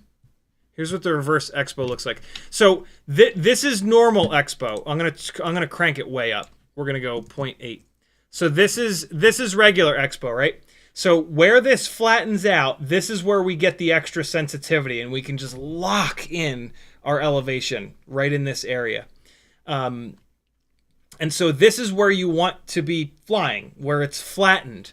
Where it's steeper, that is going to give you less sensitivity, and it's going to make it more jumpy in terms of elevation. And so if we take this midpoint, so this midpoint right now is 32%. That's roughly where we're cruising at, you know? If we take this mid and we bring it all the way up to 1, oh, I thought it did the opposite. I thought it flattened out the bottom. It flattens out the top. So making the midpoint 1.0, this is for racers. So the top up here is flattened out. So if you fly at like 80, 90% throttle the entire time, then you're going to have much better resolution just up top here. But then the whole bottom part is a lot steeper. And so that's why when I turned the expo off, when I zeroed it out, that's why it felt better, because this is a more flattened out, well, it's not a curve, but this is more flattened out here with no expo at all. What I thought you were talking about was zeroing it out. And so if you zero out the midpoint, the bottom all the way down low here is more flattened out, and there's more there's better throttle resolution down here. But again, you're gonna have to set it up to hover. Yeah, neither one of these is really gonna work unless you're a racer. For a racer, maybe this would work. If you find yourself flying at like 70, 80, 90% throttle the entire battery, yeah, this could totally work. Do any racers do this? Is this a thing with racers? For me, I will never put this midpoint all the way on the top or all the way on the bottom. I will always center it roughly at what your cruising throttle is. This is why a lot of my cinematic flying looks the way that it does. This is why my elevation doesn't bounce all over the place. And it looks like super just sort of locked in or whatever. But yeah, that was super interesting to try that out. 3230, good to go. Very cool. What else is happening in chat? Mike K says, have you tried any Flash Hobby Arthur series motors? If so, what do you think of them? Flash Hobby is DYS. I ran plenty of DYS motors in my early days of FPV. They're the least expensive and they are the worst quality. Usually they do kind of work, but they are not as well balanced. And when a motor lets go, it tends to get expensive, right? If you're 100 feet up and a motor dies, that, you know, not only has that motor gone up, so there's 15, 20 bucks. You're probably going to blow up an arm. You might take a GoPro with it, right? So like for me, the spending $5 or $10 extra on motors is well worth it, because they're not something that can fail and like you can limp at home. Like when they fail, you're fucked. So I don't recommend it. Tokyo Dom says, have a look. Yep, just did that. Push the throttle up. Farts. YouTube just did the thing. Scrolling back up.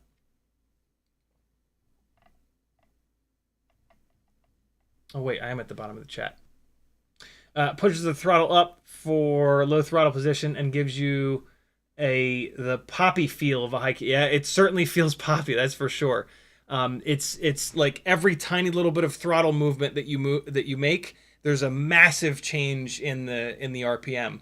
So it's like super reactive. It feels like a rig that has shitloads of power. I hate that, actually. I like the complete opposite. I want it to feel dead so that I can go from like 14 inches off the ground to 14.1 inches off the ground versus going from 14 inches off the ground to 18 inches off the ground. I hate that elevation bouncing. I think that it might be fun to fly that way, but like it's more about like what the footage looks like for me, and that looks like a super amateur pilot like kind of bouncing around on elevation. That's one of the ways that I can tell how long someone's been flying, is how good they are at locking their elevation in and flying at the same elevation. That to me looks way more professional. You know, like Mavics, this is why, it's not why, but like with a Mavic, you know, center throttle, it just stops. And that's why Mavic footage looks so good, because it's not, you don't have to manage the throttle and it's not bouncing all over the damn place. It's just locked at an elevation and it manages that with GPS and all that shit. Striker says, how you doing? I'm still thinking of a smaller outdoor analog rig. I know I want to buy X12, try a bunch of stuff. What are you doing for outdoor front yard stuff? Analog? Yeah, X12 on 2S. That is the way to go for sure. 2S 2-inch, maybe 2S 76. If you're on analog, you don't need to go all the way up to 2-inch unless you want to really, if it's really windy, you can do the 75. X12 on a 75 with 2S is unbelievably good. Cole Power says if you click and hold up and down arrow, it should update each number. It's basically animating the movement of the curve. I forgot about that. I realized that by accident at one point. I totally forgot about it. Mike K says, bad quality is all I needed to hear. What are the best 1404 motors out there? T-Motor 1404 4600s. Somebody did a bunch of thrust stand testing and they kicked the shit out of the other 1404s. Tokyo Dom says, well, shit, why are you messing around with high KV? Low KV does this without any expo. Because high KV motors, you can get the best of both worlds. You can get a shitload of power at just the top of the throttle, and then you can push a bunch of expo in. So I can cruise around and have like crazy elevation control, but then when I want a massive hit of power, all I have to do is stab full throttle. And like that last 10% gives me a massive hit of power. So I can have sort of best of both worlds. It also allows me to do those stops where like I get into a flip and then just stab the throttle and it just like, and then it's kind of a look. I rely on it for tiny whoops because they don't make enough power. In order to do like the crazy freestyle shit, you have to have a shitload of power to, you know, keep it from hitting the ground. Like one of the things we struggle with doing like Matty flips, power loops, all this crazy shit in an area where there's an 8-foot ceiling is hang time. We don't have enough hang time. And so we need a ton of power because we need to come in really low to the ground and we need to just stab the throttle and have it hurl itself up into the air so that we can get a little bit of extra hang time. So you just stab the throttle, big hit of power, back onto zero. You get a little bit of hang time. That's enough time to see the gate that you're trying to go through upside down and backwards. And then a little bit of extra hang time on the way down, and then stab the throttle as late as you possibly can on the ground. But without the throttle expo, the really high KV motors are super hard to fly because you can't lock your elevation in. And so that's why we add all the throttle expo so that you can slam it down on the deck and fly it real cool, real low to the ground. It also like literally allows you to fly lower to the ground, right? The lower you are, the more hang time because you can exaggerate flying really low and then scraping the ceiling and then coming all the way back down low. And so, yeah, that's basically why the whole high KV massive throttle expo setup works really well, in my opinion and in my experience, for flying pretty hardcore freestyle inside the house. There aren't many people that do it. I haven't seen many people that can do like the three-dimensional kind of flying that we typically associate with outside in a small space, right? This basement is like 600 square feet, 700 square feet. It's super hard to do all that stuff in here and have it still look good, have it not look like totally out of control. I'm also like not that great of a pilot. I'm very decent, but compared to some of these 17, 18-year-old Tiny Whoop race pilots that have also done freestyle stuff, compared to Bubby, I am nothing. Nothing. And so I rely on, you know, gear and tuning and stuff like that to help me be able to come anywhere near what those guys can do. I would love to see one of those really high-end pilots dial in, basically fly one of my rigs, because I think that what they do without Throttle Expo is just staggering. And I think with Throttle Expo properly set, they would be absolutely next level. But, you know, kind of is what it is. I don't want that, because then they'll make me look even worse. What's up, CMYK? How are you, brother? Let's put a question, clip of weird 75mm behavior in live stream Discord. New one for me. What are we looking at here? Oh, God. Would you stop flying like this? Oh, it be wobbling. Did the battery come out? Oh, it be wobbling. It's wobbling as if it's got a dingleberry. Is it like doing that forever now? Look, it's totally fine. Although you wouldn't know it with all this chaos. But then it's, and look, the RPM values have frozen. I think that the flight controller like locked up in some weird way. That's weird. But yeah, those the RPM values froze up. That's weird. Did it is it still doing that, or is it not doing that anymore? I bet you it's not doing that anymore. It floated down and then it was fine. Wow, that's super weird. Was it not I'm going to guess it was not responding to your stick inputs.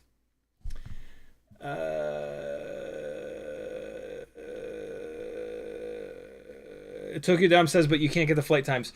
Yep, and that is the balance. You know, how much flight time do you want? How much power do you want? I have a ton of these little batteries. I don't have a problem with like 2.5 minute flight times. The Happy Model motors are very efficient, and so yeah, just change batteries. I just change batteries more often. On the rigs to chase the drift cars, though, things are different. I had gone to these high KV motors because I was trying to emulate. I forget, there's a couple FPV pilot 5-inch pilots that chase drift cars in this like unbelievable full tilt freestyle way, where like they'll lock in on one side, front flip over to the other side, park it up on the front bumper flying backwards, front flip it to the back bumper. And so I'd moved a bunch of these to high KV motors to try to do that, but it's just unrealistic. It's the like I talked about earlier, the scale is just wrong. We would need like a 25 millimeter Tiny Whoop, like 25 millimeters motor to motor, 35 millimeters motor to motor with like 1/2-inch propellers to get it to scale right for that. So yeah, now I'm going to be moving pretty much all these chase rigs down quite a bit on KV. Thanks for hanging, friends. Lots of good conversation tonight. Tricky FPV is one of them, but there's a guy in there's a pilot in Europe that is just, it's just outrageous. Hold on, let me see if I can find him real quick. Oh my god, it's 12:30. Real quick. FPV drift. Let's put the word chaos in. See if that'll find it. Sure did. Gaver FPV. So oh my God. I'm just going to give you guys the link. Gaver's style is who I was trying to emulate with the high KV, but it's just totally unrealistic. There you guys go. Thanks for hanging, friends. I'll see you on Friday at 7. Be good. I guess I played through all the footage. Oh, here's me flying around the front yard with the 75mm 2S 04 build a few days ago. Day 10, 75mm. And there you go. See you Friday. Get in there. Get. There we go. See.